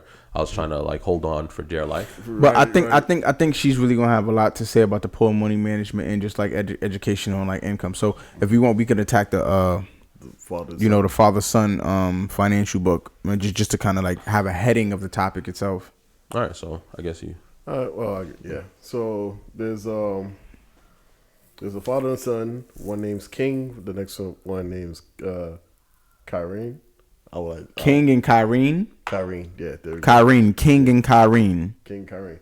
And pretty much what the father has been doing is teaching his son about, financial literacy as he, age. And his son is like really smart. Mm-hmm. He really attains all the information that his father gave him to him. Mm-hmm. His father would take him sometimes to a toy store. And it's up on Instagram. His father would take him to a toy store and quiz him on some questions like credit cards. What's an insecure credit card, and all those other information. And the son would say everything correctly, and pretty much earn his reward to buy whatever in the store. But the whole thing is to have your children. Like not even just children, just adults, everybody to be financially literate. So I think that's a great play. And also they created a book. Welcome back, Shay. Oh yeah, I just added a forest fire almost in your bathroom. Just letting you know the candle burning. Yeah, it almost burned my hair. Thanks. Nice. And you know, it's funny. I was gonna put it by the toilet seat, but I said, nah, let me put it by the By the sink. toilet seat. No, I meant like No, on when the I say I mean it was a huge it was two of us to put this fire out. FYI. fire. What happened? Your hair? No, it literally was. I blew it out and it went back in flames. Yeah, And the on smoke would come back if It was it's huge. heated. She had to get like a mitt to try to get it down. Oh, so it's I'm like no saying, fire liability upstairs. to you. Yeah, Look. mine was going on fire. But- I don't know what to tell you. No, we have insurance. Don't worry. You don't need money insurance. Yeah, Hey, you don't No, get it's a out strong, during it's a the strong fire. policy. It's highly paid. But yeah, going back, I said mine had to burn. so going back, they created a book called Generational Wealth Building Activity Book. It's for adults and kids. And it's pretty much, a book where you go through simple enough for both parties to understand. And you could go over the activities with your kids, just gain financial literacy in your life. I don't know if y'all guys have looked them up from what I did. You did? The So book. which- Definitely huge. Huh? I think it's It's- something that's just huge in our community, honestly, that we need to have done in general. Like, financial literacy, I feel like, isn't taught until college, typically. And when Pretty you're already much. in debt, typically. Yeah, I was about to say that said by that it's time taught when you're in debt, but even with that, you still don't know because you don't know how to deal with debt Yeah, the you're right trying to way. pass a class. You might have you might have like an crazy. accounting class. You might have some type of business man. There's something along the lines where you'll see some type of financial literacy where you can then have an idea about it. But I'm not gonna lie to you, going through like spreadsheets and certain things now, it's impossible if you don't teach somebody from young what to do with the money until the point you can. Okay, this is the thing that I have an issue with. Kids can work with their working permits, I think, at 13. I'm not sure if that varies state to state or I thought whatever. it was 16. Yeah. 14. It was 16 in my time. I don't know what it is now. Yeah. Well, Okay, so 13, 14, because I had my first job 14. Okay, let's say it's even to give it to say 16, right? If that's the case, we're still not teaching them when they can actually have a job. Like, it doesn't make sense to make something okay without allowing the other part to be something where I feel like, like driving, right? You can drive at 16. You can have, I think you could be on a policy with like your parent or something like that for insurance, or you can, I'm not sure if you can just get your own policy. But hell no, underneath parents. you're Yeah. most likely gonna go underneath the parents or some type of family member or whatever. Right. So my thing to that is when you drive, that they have something set up for that. I feel like you set people up to work to not know what to do with their money. At 16, you're already stupid. No offense. As a 16-year-old, your mindset of what you're going to use that money for is typically not investing. And not saying that they don't have kids that do invest. There's some bomb kids that do, but a lot more than more often than not, they don't, because they don't really know what to do with that money. Like it's like I made $300 a week. It's nothing, right? But a person could invest $300 or spend, let's say, put 100 away and do stocks. I have my goddaughter. She's 15. She just turned 15, and she does Forex.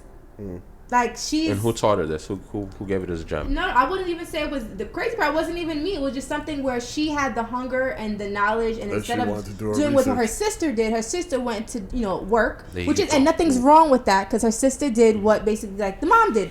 Works early, for whatever reason, goal driven towards something else. She said she didn't want to live in that way of she goes to school all day and then she goes to work and don't really make any money, and all she could buy is maybe a pair of sneakers. So she said for her, she said she worked a little bit, used that money and put it away, and some of the money that her mom gives her as an allowance, and use that to invest and flip her money. You can't be mad. Like, before she start college, if she chooses to or not, she financially is like, she looks at things differently than her sister does, and her sister's older, I think, by 3 to 4 years. And it's just because financially what they're doing at the very same age was different. So you can talk to her about dividends and stocks and Investopedia and different things like that. I'm not saying you can't do that with her sister, but it's a much foreign language to her. So it's like, okay, I heard about it, but I never really did it. Right. That's a fact. That's my take on it. Well, we're just gonna dive into the money management. I'm gonna do this all day. I'm gonna piggyback. One key thing that I took from that is the reason why I asked you who taught her that is because one key thing that I just realized in my head is when it comes to money management, right? Like you said, a 16-year-old, when I was 16, I was dumb as hell. if I look back at it now, right, we can always sit there. Yeah. What you shouldn't do because it's gonna stress you out. Oh, if I saved all my money from, you gotta let it go, right? We learned, right? That was we paid that tuition, like you like to say, to learn, right? So, Yep.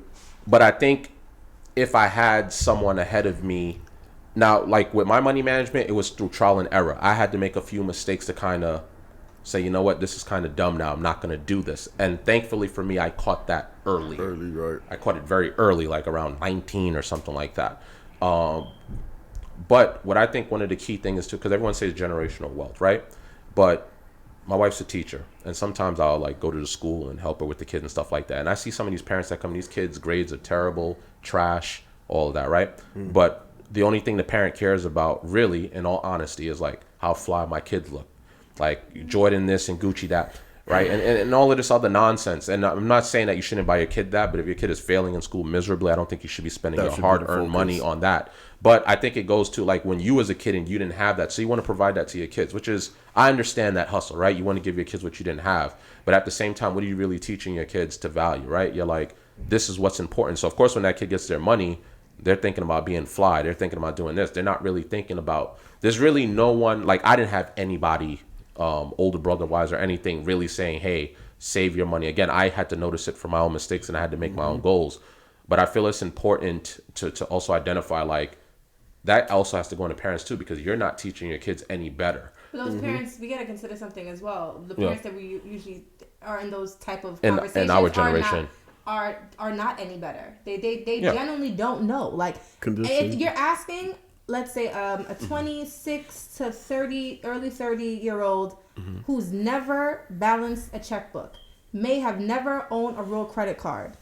And if they have owned a real credit card, that is not utilized for over 33%. Like there's just, you're asking them to offer information that they never even searched for themselves. There's a point where it's like, it wasn't taught to them, but that's when you're a child, right? Then when you become an adult, you didn't search for the information. You have a child, it's then your job to really take in as much information so you can give it back. It's not the school. And I think that's kind of where all the issues are too, because I feel like we're so used to the teachers teaching our kids that we forget that we can do that. No. Like there's useful lessons that we know as adults now that we needed to know before. Why not teach it to them? That you're the parent. Like did they have them for 8 hours? Yes, but you have them for their whole life. The next grade is a new teacher, most likely. Like it's your job to make sure that they're prepared as an adult. Like that a child is an adult to 18, debatable 21 because of the drinking age, right? But realistic, or 26 because you can't take them off your. I think you keep them on your insurance. But there's different ages of where we consider this one person is an adult, right? 18, 21, 26, depending on states, right? We're seeing this person as an adult. The truth is, those same age groups are having kids. They don't know, and they're just having numerous children with no actual cavity in their head to say, okay, you know what, I need to give this to my kids so they don't go through, let's say Section 8 forever. Same troubles that they went through. It's the same toxicity. I've seen the same person literally continue to make more children with the baby father. Doesn't even matter anymore. He's not the problem because they all change. The problem is you. As an adult, we have to search for the information to make what we give our children more utilizable information. We're not giving them enough information. Put them in front of a television to watch TV all day, then send them to school. It's not really making sure your kid's well-rounded. That's making sure your kid is doing what the government itself is saying that you have to do as the legal guardian of this person. Yes. I agree. The money thing, again, it's a lot. I think it just starts with the parent now. Like you said, if it's a matter of they didn't know in the first place and they didn't, and here's the thing, we have to stop making excuses at some point in age, right? Like, yes, as a kid, you didn't know. When you grow up, at some certain point, you got to say like, damn, I'm broke. Why? Like, you know, do I really need the Gucci flip-flops, or do I really need sometimes it don't even got to be about clothes. You can just have a guilty pleasure, or you can have a dream that you're trying to accomplish, right? There could be so many things, but it's really being mature enough to understand that's not working anymore. I don't need to dump my money into that so much. There's certain things you just have to prioritize. Like me, right? I was in the projects and I said to myself, this this is not really what I want to do, right? Like if I have my kids, my daughter has to have a house. My like there's certain things like I put in my head where I was like, damn, I don't really like this. Like I'm bringing my girlfriend over or whatever girl's coming over. I'm like, this is not really the environment that I want to. So I made it a keen focus. I stopped I think I'll speak for myself, but I think there's other people like me. When we're spending money on all these materialistic things for clout, it's for me to go outside and say, look, I'm fly. That's true. And to do all of that, right? I've been that guy with the $2,000 outfit with $200 in my pocket. That's been me. That's being real. I'm being real. That is far different now. But I'm saying when we're teenagers, that's what we're doing it for. Like me and my friends, we would literally, the Jordan competition was serious. Like it was like, yo, I'm getting these Jordans. You getting them? Da-da-da. Yeah, I'm getting them. Right? But I'm literally blowing most of my income as a teenager, like whatever. You know how toxic that, like, yo, I've never seen something that's so toxic. It like, is. I went, mind you, I never owned Jordans until I turned 21. Because I remember in high school, people used to come with the whole Jordan thing, and the whole student body had on whatever was released yesterday. And it was so, but Same it was like sneakers everywhere. It looked like a cult of Jordan people with the same sneakers on. It was like, who made y'all decide this was cool? I try to rock my Jordans a month later. It's fine to collect the Jordans. Everybody paid $200 to have the same shit. No, for everyone to look alike. No, not the people with small feet. The people with small feet was getting away. Word. $60. I was paying the $200 because I was always in my little clown feet shoes. But the one with big feet, you had to pay that bread. But I say that to say we were kids then, right? But as I grew up, I'm just like looking in my closet and I'm like, that's a solid $20,000 in here. Okay, what do I have to show for it? Absolutely nothing. Then I have my mother annoying me for some random reason. I'm in my head like, damn, I need my own spot. I keep saying that, but then I keep building up this closet and I'm like, hold on, something has to change. I need to start restructuring myself. So it was just sort of like I got out of the habit. I mean, I had so much clothes anyway. I stopped buying clothes. I don't shop. It just got to a point where it's just like you have to want more for yourself, right? But then you also have to be able to admit when you fuck up. It's you can't make it, it's this reason and that reason. At some point something has to click in your brain for you to be like, you gotta do something different. It's not working. This isn't working for me. I need to stop. Right? So, and another thing people used to tell me, like people used to make fun of me all the time. They're like, yo, where do you work? Here's the thing. I didn't give a fuck if I was working at McDonald's or whatever I was doing at the time. I literally was like probably one of the first few kids on the block to get a job, and I wasn't not going to work to hang on. I was literally, yo, you going to work? Yo, call out. Nope. That was never, I was one of the very few every day was going to work. I don't know what it was about me. I was just like, I don't want to be on the block. That was your lane was different. I just didn't want to be the 40-year-old cool guy on the block. Yeah. I think he's still on the block. Because he's still on the block. Yeah. And I said, I get it. There's ways to make fast money. There's a way to do all that. But I'm like, damn, if you want to buy a house, you have to have pay stubs to show where you're getting your income from. You have to have, your credit has to be up. I was looking at that stuff a little bit earlier than most, but like even if you're like 23, 24, 25, there's a lot of times where I would reach out to people and be like, yo, I want to do this. And I'm like, this is what you have to do that. And I think it goes back to what you said a few episodes back where people just want shit for free. Like no one is really like you could, and that's the thing, like you was telling me earlier, like some people withhold information. Like if you ask me how to do something, like, yo, this is how you do it. This is what we got to do.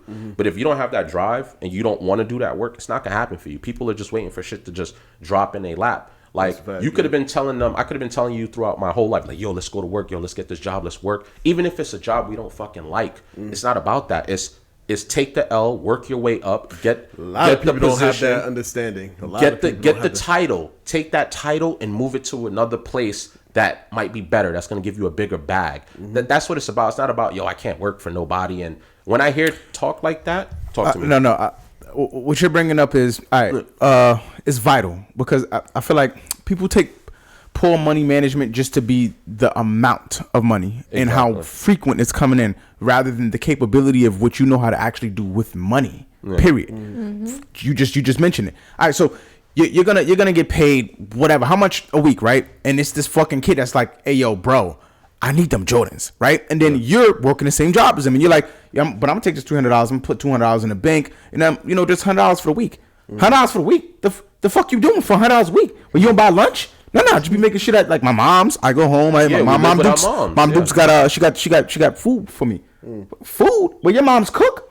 All of these things start to help you understand He spends that way because this motherfucker don't got nothing in his house. Right. But I look at it the way I do because I actually do have a meal being cooked at the house. So I don't feel a need. You have that. But it's a mentality that you start to understand. It's like that motherfucker just grew up with a particular mentality and no one helped him change it. Yeah, that's see, what now you were brought up with a different mentality. Like, hey, you know what? I get this much amount of money. You watch your mother stretch $80 for a month. How the fuck did you do that? But then the same person could work the same job as your mom's and dead ass blow literally the whole check in one day.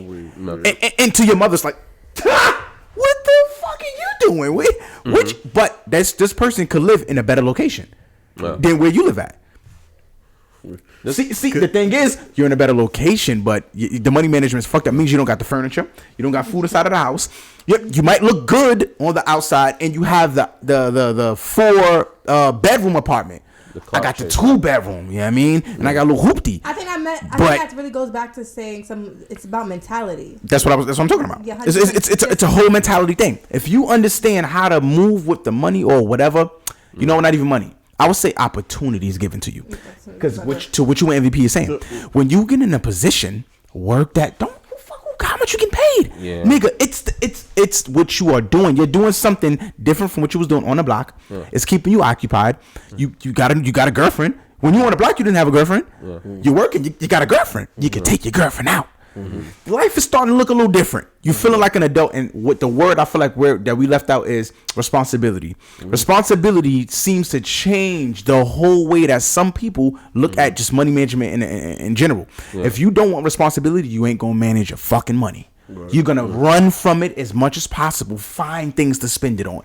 Find ways to be broke to say, I don't got enough for my phone bill.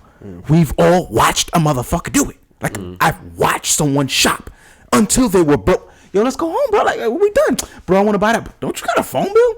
Yeah, I know. But literally, we'll go home broke and then go, oh shit, my phone bill. And I'm like, wait, what, nigga? Now you thinking about your phone bill? I told you that 3 times and you ignored me. But I think it's about the clout. I think when we're teenagers, it's more about impressing others, but. I think it's an acceptance thing. I think, like, especially in it's a mixture. I feel like in very, let's say, poor driven areas, more so like inner city and stuff like that. Let's say kids are missing something at home. I feel like they purchase certain things to kind of. There we go. That's what I'm getting at. Literally that right there. That they're missing. I never had, so I'm going bug out. I would say like it's some what form we of talking about earlier, just the Technically. condition. Like, people would just be placed in a certain condition, and it's like, well, no, I burped. Oh, my bad. Excuse me. No, yeah, some people are just placed in certain conditions. Like, if you live in a certain lifestyle, if you, for instance, with myself, I was explaining to Prada earlier, where it's like, I did have a mindset from before, so I was already on trying to, like, I need to get money, I want to get my house, and try to think ahead of a better future instead of staying on the block and do the same thing over and over. I have a mentor. He had took me to one of his events where it was called Live at the time, and you party pretty much for 3 days straight.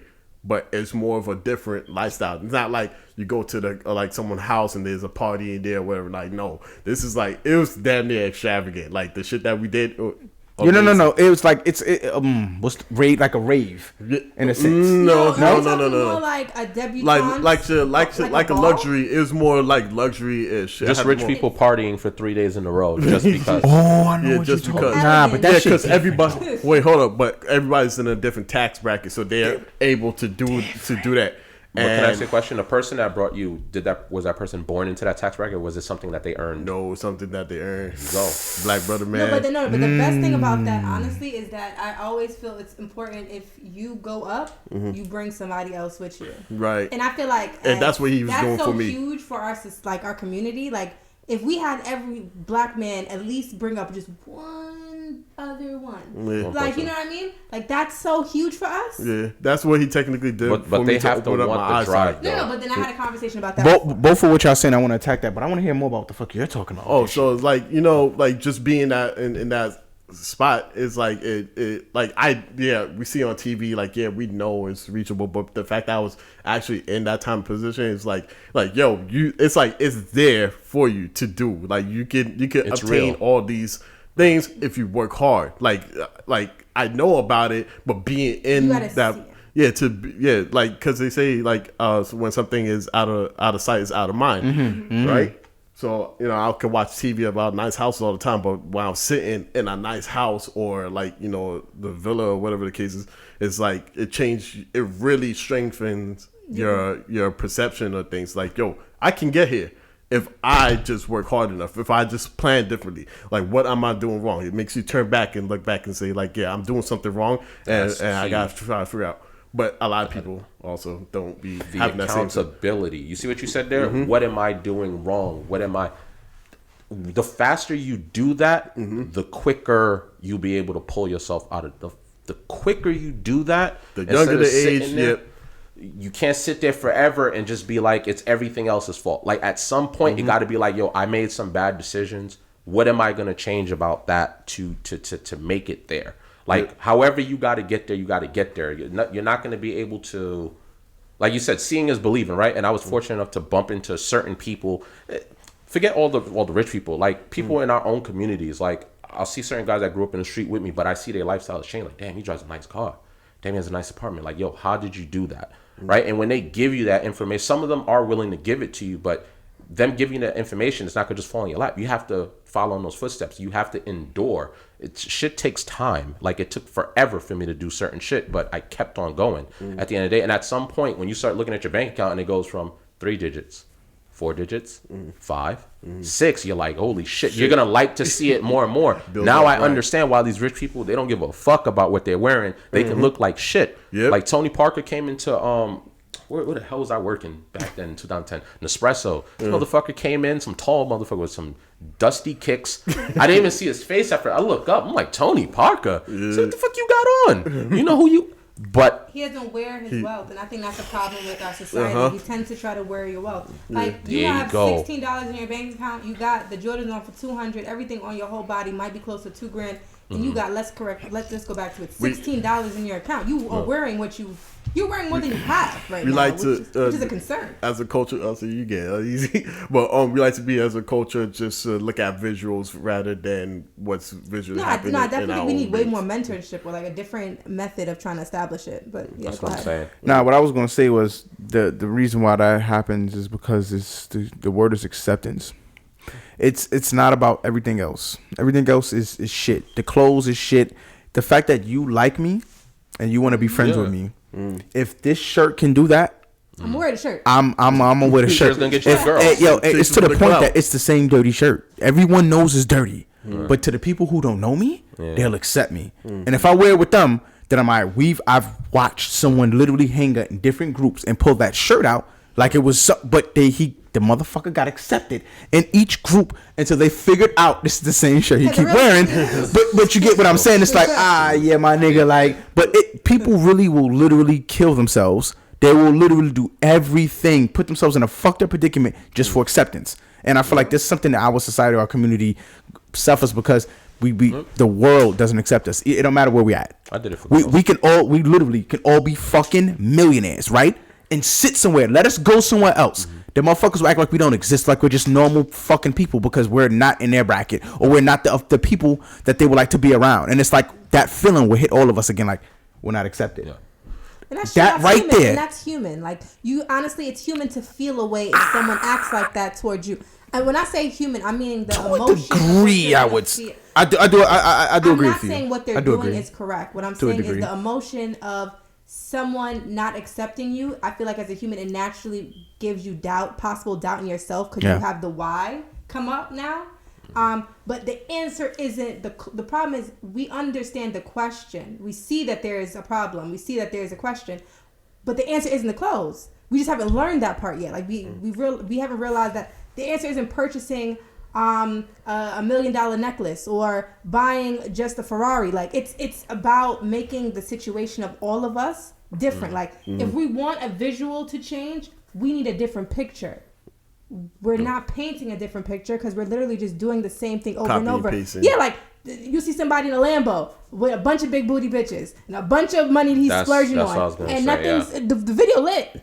Don't get me wrong, but I'm saying at some point we as a community like, yo, that's my brother. All right, good looks, but all right, we need to really say at least take, these two kids under your wing and try to, offer a not a father figure, some type of figure. We need to really take ownership. That doesn't have to be our kids to protect them.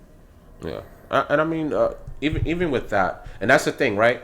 You could have someone that is, and here's the thing: you don't need to be a millionaire to be successful in life. That myth, of course, you want to make millions of dollars. Yes, I understand that, but you do, right? But let's start with the basics, right? Like if you grew up in the projects and this is that, you want a little bit better. Like there's building bridges. You just don't go on project, right? And I want to take away the rapper. I want to take away the athlete and all of that, right? Because, well, athlete, you do have to go to school. You have to be educated. You have to do certain things. Sorry, right? The rapper, like there's certain things people feel like you can be a YouTube star and be a multimillionaire instantly, right?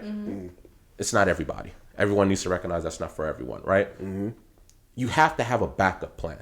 Right? Of me growing up, I have so many goals of things that I want to do. But one key thing for me was to have a backup plan. In the event that this doesn't work out for me in any way, there's certain things that I must secure before going too crazy. Or even if I had a dream, like I look at everything as like an insurance policy for some reason. So I'm just like, you know what? Let me handle this business first, right?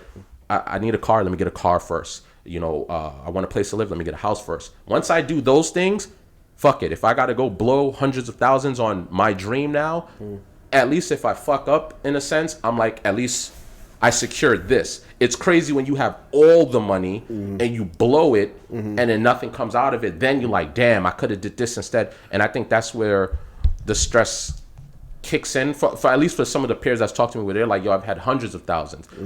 If it's friends in the hood, yo, I was just scamming, getting all this money. But I'm like, you took that money and you was renting Porsches, and when you could have invested in a property the minute you turned 18 or whatever, because again, acceptance, it goes into that too, because you want to be the fly guy, you want to be noticed.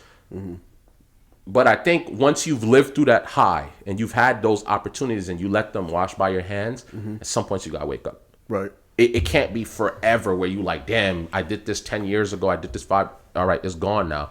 It's the I can't work for anybody mentality. I have to get it. You got to cut that out. It's work with what you have. Make an opportunity out of that. I don't care if it's the garage shop around the corner that gave you a job. Work your ass off. Get promoted. Do something. Save that money. Like you said, even if you're getting like $300 a week, put that. If I live with my mom and everything, what am I spending money for? At some point, it got to be like, yo, I need to start putting money away. Banking that whole shit and give her some for some rent. But that's like something. You need a bill, gas, light, got it. Something. Bank the rest. But like, you can't be that's support though. That's support 28. within. And a lot of people make it. You know what? You know what's fucked up? Here's another thing that's fucked up in poor money management. You got to move out of your mother's house. Why? Yeah, that's true. Why do I gotta rush the fuck out to run into a world that I can't quite control yet? I don't even know what the fuck to do fully yet. Now, where does that come from? Can anybody name? Who told you that? That's another problem. Who told you you gotta move out of your mom's house? My own mother.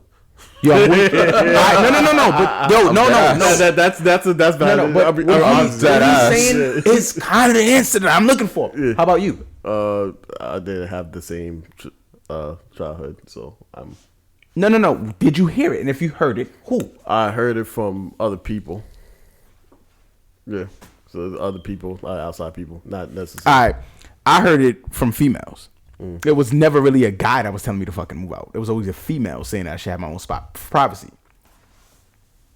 I shut this door. That's right now. The reason why I said what I'm getting at is who told you to move out?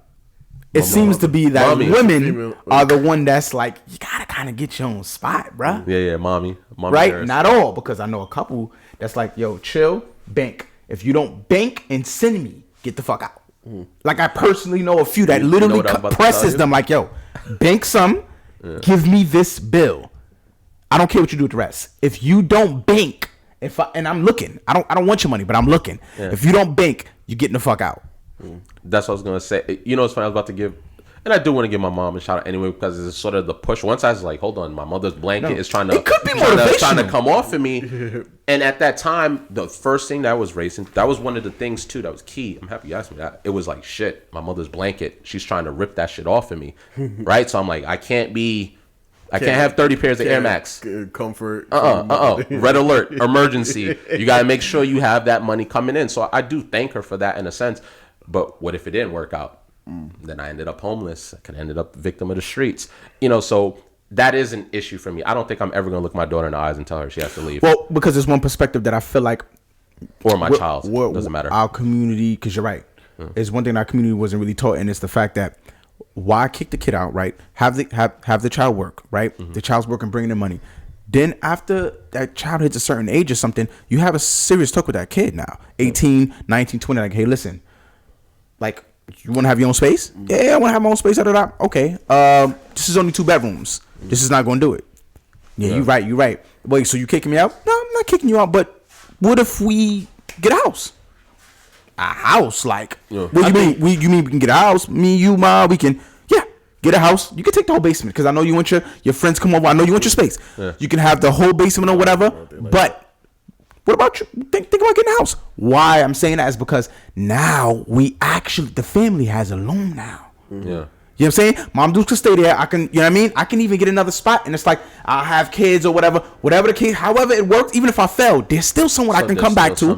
But also, mommy's taken care of. Right. There is no home. There's no group home. Fuck a group home. Yeah. Mommy's been taken care of here. Why? The group home takes all the fucking money from mommy. Yeah. I know this because I worked in that field. Yeah. They want your mother for the money. Yeah. But no, we can take care. No. It's the money, nigga. It's the money. It's the money. So if you can take care of mommy, that's money.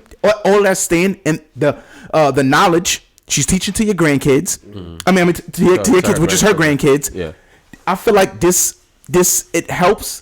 But then it's like, now you know how to run a house. Yeah. So now it's like, okay, I can get my separate house.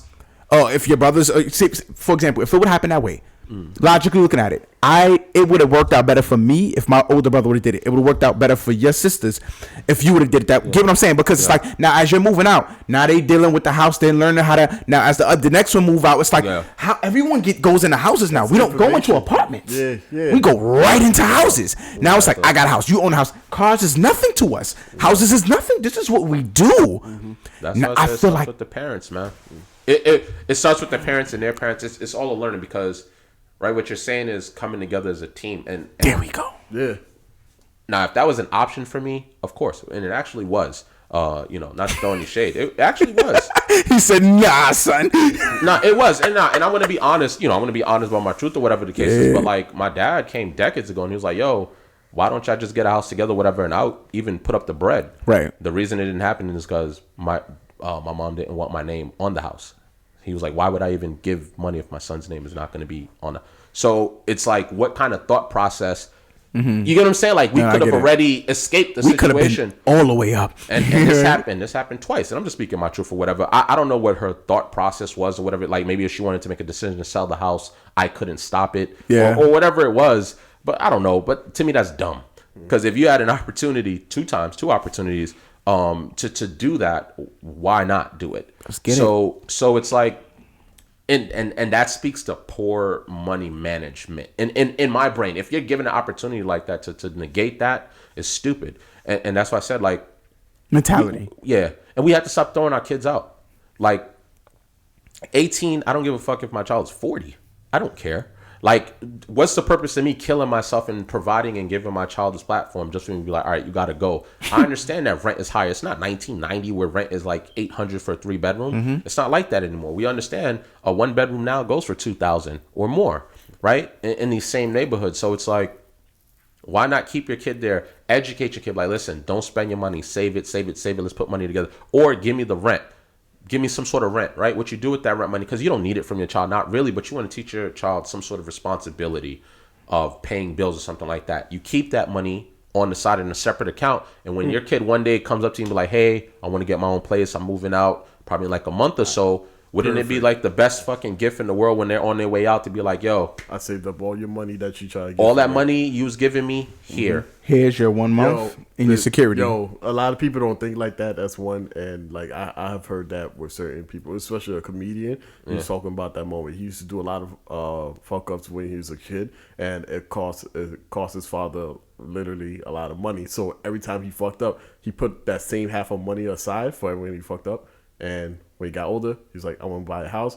He's like, yo, this is all the money that you fucked up all the yeah. time. Yeah, it's like $88,000 too. But no, but even that, looking at it, yeah. it's like, whoa, I fucked that much. Yeah, you did. But here, see, I knew you were fucking up, and I got you. You see, exactly that's like apparent because it's like the lesson is here. That's the lesson. You didn't know that's just what I was doing. That lesson goes in your head like, I'm gonna do the same thing for my kid. I'm not gonna make them feel like shit. I'm gonna back them up without them knowing. And then when it all boils down, it's like, oh no, he's gonna beat his ass, but like, yeah, obviously, of Yeah. course. Yeah. But then that ass whooping. when it gets to that point, it's like all these ass whoopings go with respect and carrying yourself with morals and standards. Yeah. But the money is the payout. Like, yo, here you go. Here's the This real is the lesson. rewards. Yeah, This yeah. is the lesson growing up too. But this is the real Real behind the scenes lesson. Here you go. And I feel like, again, like you said, that right there changes the perspective of that child. Right, now, right. if the kid even if the kid was like, nigga, I'm about to just blow that bread. It's like the minute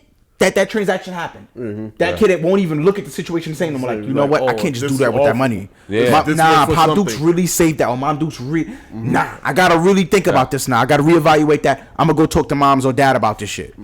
I think for everyone, they face a situation. Again, I can speak to myself, but it comes to a point in your life where you face a dire situation where you like, yo, I fucked up. And when you bounce back, and I think that when you deal with that fuck up, you go, shit. Now when you have a new opportunity, you're not gonna be so quick to blow that. Like you said, you had 88,000. I'm not gonna blow that. If I was in like a dire situation and my parents bailed me out like that, I'm like, oh my God. Like your heart is, you know what I'm saying? Like it's like, yo, I'm not gonna make those same mistakes. But then you do have people that do continue to fuck up. And like I said, at some point, you can't save the person. Like I'm not gonna keep giving my child thousands and thousands and thousands. I mean, if I'm a millionaire, I guess there's a bigger limit to how much I'm allowing them to fuck up. But still, the lesson needs to be. I think it just comes from at some point. I guess this is our generation now, right? And we have kids, so that's something we have to instill in our kids from now, like 5, 6, 7 years old. Like put in a system, make them do chores so they can earn money, and try to have them understand the value of that early. Like hey, you want something nice, you have to work for it. Like those report cards need to be pristine before you get anything. Right. If not, you're gonna get those basic Avarex, whatever that's just the L you have to take. You have to understand, rewards each accomplishment. Sorry. No, I was gonna say that it ties into the books.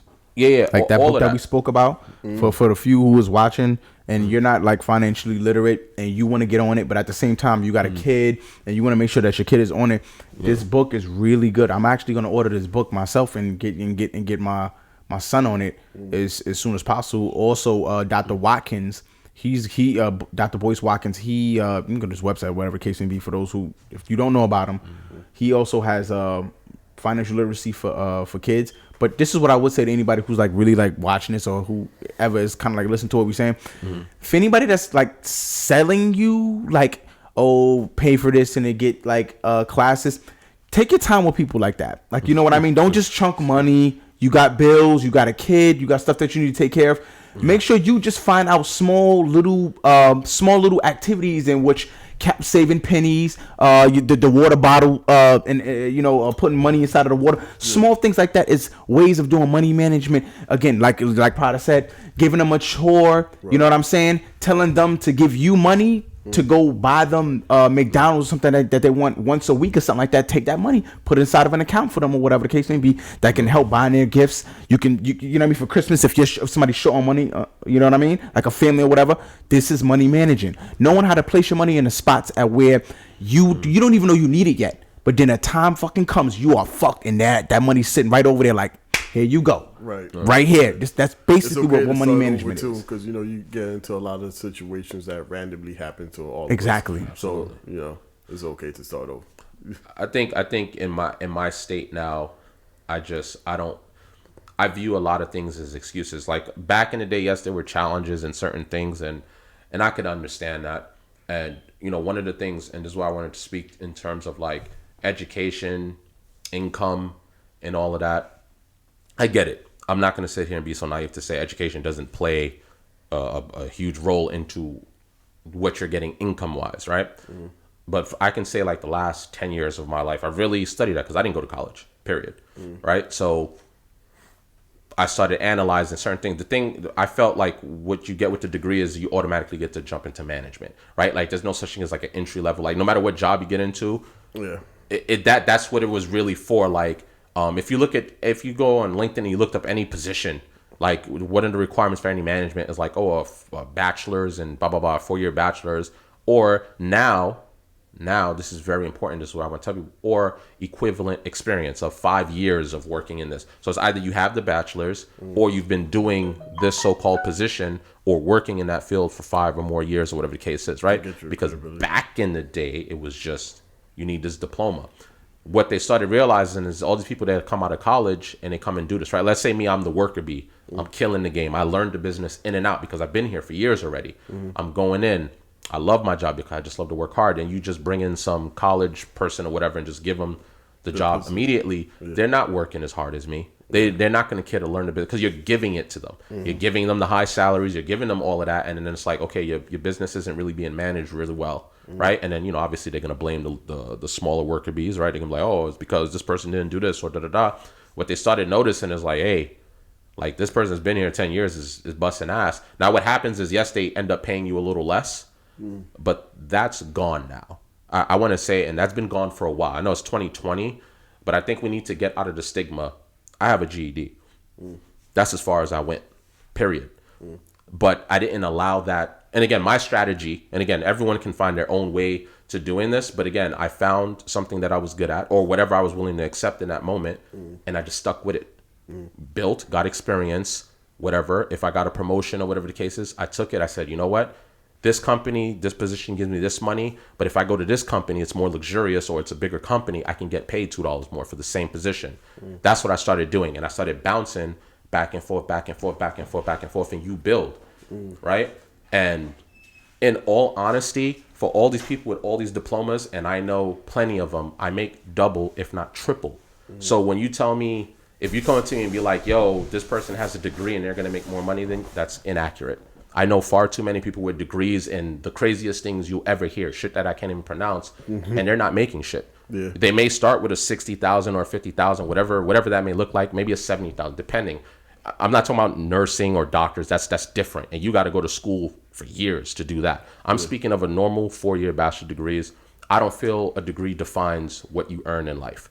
It shouldn't. I look through my own eyes and my own experience, and I'm not special. There's nothing special about me. If I was able to do it, anybody can do it. I didn't grow up rich. I didn't have anything. What I did is I just said, hey, here's an opportunity. Let me grow in it. I didn't have that mindset of, yo, why you working that shit job? Come to the street. No, let me stay where I am. Let me build my experience.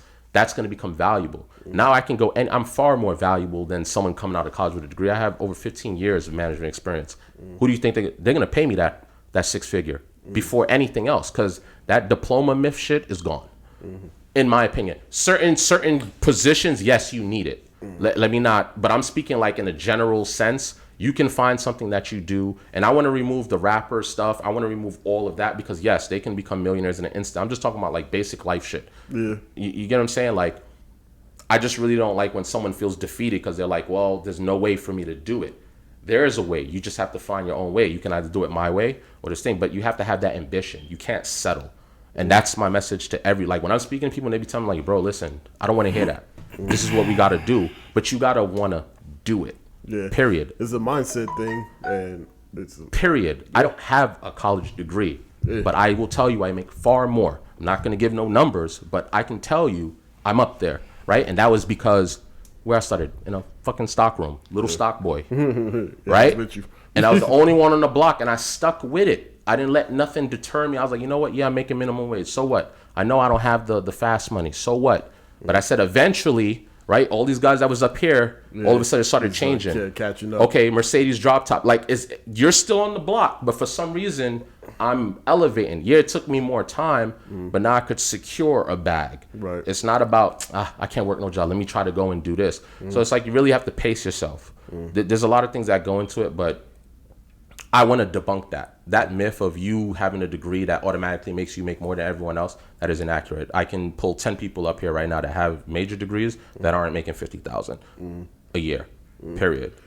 It's kind of weird to me because I have someone that actually telling me a little bit different. I don't know, but he's in the position to kind of say so. Like, the degree also dictates how much money you make. Because it's telling me that I should try to at least get some type of degree from college, at least to just have something.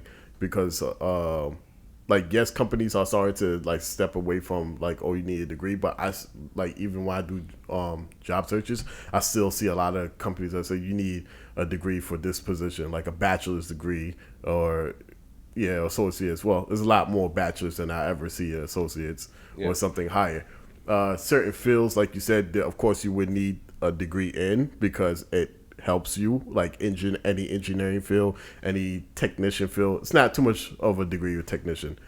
Technicians, so when I talk about technicians like IT or whatever, they go by more for certifications. Nurses, I guess it's in between the two, the certifications and the degree. And the degree. But I in my head it's I don't know which space I should really go to for myself, because it's I have someone who's actually tax bracket completely different, same one to be the Bermuda. Shout out to the lead, and he's telling me that I should work on getting a degree. Me, I like to be in the IT field. I currently do electrical work, some kind of beginning stages, journeyman, whatever. And I haven't gone to school for it. But I'm learning as I go through on the job site. My main passion is IT, so it's I have to study to try to get that same because I used to work for Facebook also as an AV technician, and I didn't have a certification there. I just bust my ass. That's what I did an internship with Facebook before I got into Facebook, but through a program called Year Up. Shout out to Year Up, and pretty much you will have to do class performance work or whatever for 6 months, and whatever they teach you, general stuff, IT work, or whatever field that you want to be in, and then you do your then you earn your internship. I earned my internship with Facebook, and I work hard from there. So I got comfortable believing that I would be staying as Facebook. Fortunately, we had to part ways because it still hurts to this day that I lost that job. I kind of hate that the most. But I would say I guess it depends on your position, whatever you're going for in life. Some people, you could work from the very beginning, as you did, stockroom, and build your way up. And sometimes it's an educational side too. I also believe education is not so much of what you're learning in class. It's more how you learning, the way you develop your thinking, and how to communicate with other peoples when you're dealing with a variety culture of people, depending on what college you go to. Yeah, absolutely. And again, a degree does matter depending on position. Yeah, it really depends on what it is, but there are plenty more job title than position. Some companies, but they debunk it, as you said, is being like you said, the certification stuff. I've seen plenty of electricians, construction workers, certain fields in that you don't need a degree for that, and you go there and they make damn near near $100K easy, 80,000. You know what I'm saying? So there's other avenues to it. At least I feel, and I just really I don't want people to feel so defeated, because I felt defeated, right? And I didn't go to school because I didn't want to. It was a fucked up situation for me, but I had to find my way. I couldn't sit there my whole life and be like, fuck. Right, you should. You get what I'm saying? Right, exactly. You should try to give yourself ambition, no matter whether you've been put in position or you have lack of information. Try to make yourself just do your research, the best research that you can, and sometimes help may come along the way, so long as you continue to try to progress and move forward and do better in your life. Dead. What happened? Because I was just about to how do I'm still gonna do it. Do you have 'cause I know you were busy for a little bit. We're basically saying education, does it determine your income? Does education mean, I guess, in terms does it determine income, or should it determine income? Because technically it does. All right, I guess what's the best way to put it is that the all factor, right? Like let's say if you don't have a college degree, that means you ain't gonna make it. That's it. Nah. Like there's a cap to where you can go. No, honestly, I've seen a lot of people with degrees that are just as not the most educated seeming, which is concerned to the whole institution. But either way, I feel like it's if you're good at what you do and you gotta hustle for it. I respect your hustle before I respect something that says something on a piece of paper. We can all cheat. We can all get a piece of paper. I've known dudes that literally like I think he bought his college. That's none of my business, but he bought his college, and it was something I didn't know until like I think he like years down the line. So the truth of the matter, bought a degrey. I ain't gonna front. He was a finesse. He had that one. There's celebrities that done that too. It was a longer story with him, but there's celebrities. That's been a topic before. He was solid. Like as far as because eventually had a conversation because we got much older. Kind of where or why he did what he did. It was more so he was very intelligent, right? He made a bad thing when he was a kid, like I think 16, 17, burnt something in Long Island and whatever, arsenic. So he went to jail for a little bit. He came back out and with the situation with a record, even though with just that on your record, it doesn't make it easy for you. He wanted to work at Wall Street. Yeah, he could. And with that, it wasn't going to help him. But honestly, with a strong enough degree showing that there's a possibility you made a mistake and you have that, it doesn't mean that he never went to school for anything in reference to management, stock, anything, right? He learned that in jail. He just knew that the paper itself is the only way for him to get his foot in the door to show them he already had the hustle in him regardless. Yeah. And it's sad, but that's just what society says. It's like, oh, well, you won't qualify because you don't have your bachelor's on that yet. But to be very honest with you, if you show me what it is that needs to be done, I will study it and I'll do it harder than anybody here because I'm that hungry because I need it. That's like when someone needs something, they are breathing, sleeping, learning that specific position in and out. They know what coffee you like. They know exactly who comes in at whose time, what time who sleeps with who, and what time the policy and everything changes. They are fully aware of everything versus the person that has a degree that came in and honestly they're looking at the fact that that's 10,000 short of what I thought I was going to get, which is not the same. Of a hunger for the same position. That's a fact. That's how I got into Facebook. Like I wasn't going to detail like you're scheduling coffee and stuff, but like you just. So you bought a degree? Is what you're saying? I ain't buy no degree. I ain't like how much did it cost? Just tell us the truth. I'm too busy taking care of everything else. I just feel it's very important because I have a lot of homeboys, homegirls like in group chats, and they're just like, yo, da-da-da, and I'm like, look, like that don't mean shit. And when I tell them, they're like, wait, you don't have a degree? I'm like, no, I don't have that. Like I don't know whenever I told you I don't have that. Like I was on the block with you, I was outside with you every day. Like how did you see me go get it? Yeah, like you get what I'm saying. That's why it's just like, yo, whatever, like you said, whatever you're good at, it's just like work at it. Like don't be so quick to give up. And again, it's about owning your shit too. Like if you know you had an opportunity and you're just like, fuck it, and you didn't want to you got to take that and own that. You get what I'm saying? Like that's where I get with that. Degrees does play a role, but it depends. Like a Wall Street stock, yes, you need that degree. You're not gonna. I don't care what you do. You're not gonna walk in there and do all of that. Yeah, I respect that's not true. Though. Unless you're an intern. That's not true. I worked in Wall Street. You definitely could get in Wall Street without having like doing stock, like stockbroking. Yes. All that? Well, you see, I didn't know that. See, so there you go. That's information right there. Well, that's huge information. But I, feel like, I was gonna say, there you go. Like for him, for whatever reason, he felt that was necessary to make sure that he had his foot in the door. For whatever it wasn't work. What position though? Maybe he's. Now he's doing well now. I don't like speak to him on an everyday basis. I know he still trades. My man was trying to get. But I think he's. My man was trying to get the VP position. If you want to get inside of a particular position in a company, then that's a different story. No, that's not stock. He had a specific target. Like he's really particular. So it wasn't. I can't remember the position because I haven't dated him for a long time. But I remember it being something that was really important, and he studied for what he needed to get done. Even with whatever degree he picked was even tailored to suit that position. Like he's like language arts, language arts, the basics. I'm like, I don't like. No, degree is a degree. He investigated the people that work for them. It's like he was so before he even interviewed, he was heavily prepared. What? Now you see, and that's the thing I was gonna say too. Like, and he just brought that to my head when he said you don't need it, right? Because that's news to me. I forget that so many companies have entry level. Technically, you can start in a mailroom. No, true. And end up in a far different situation. Years later. I would say that it also comes down to information, like knowing what you can do, like what's the other alternative routes to try to probably get to the same place. Because with me, I felt like I mean, a lot have gone in my past where it's like I'll be like not paying attention to the world and what I can do, and information did not drop in front of me. I had to try researching myself or whatever. But even at the time, I didn't even know what I was looking for or looking up. I just know I wanted a different lifestyle. Yeah. That would be my main kind of turning point. But apart from that, I think it's always very valuable to have certain information for yourself so you could just do better.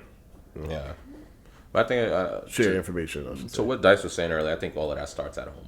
I think it all, it's that mindset. Hey, let's work together. Let's accomplish this goal. I think that you got to leave the house and all of that. You're throwing me out to the wolves. Not everyone is going to survive that. I want to say I was blessed and I was fortunate, but not everyone is going to be that. I could have turned out to be the next gang banger that runs New York. I'm not saying that was a goal, but I'm saying you don't know. You don't know what happens. Yeah. So I think it all starts with that. But I think in terms of money management and all of this, what it comes to say is really key decisions.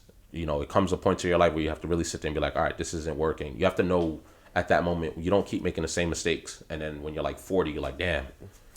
Like, you know what I'm saying? Like, it comes to a point and then you have to pass it on to your kids. Like, hey, you got to earn this. Hey, let's do this. Like you said with that guy that did that book.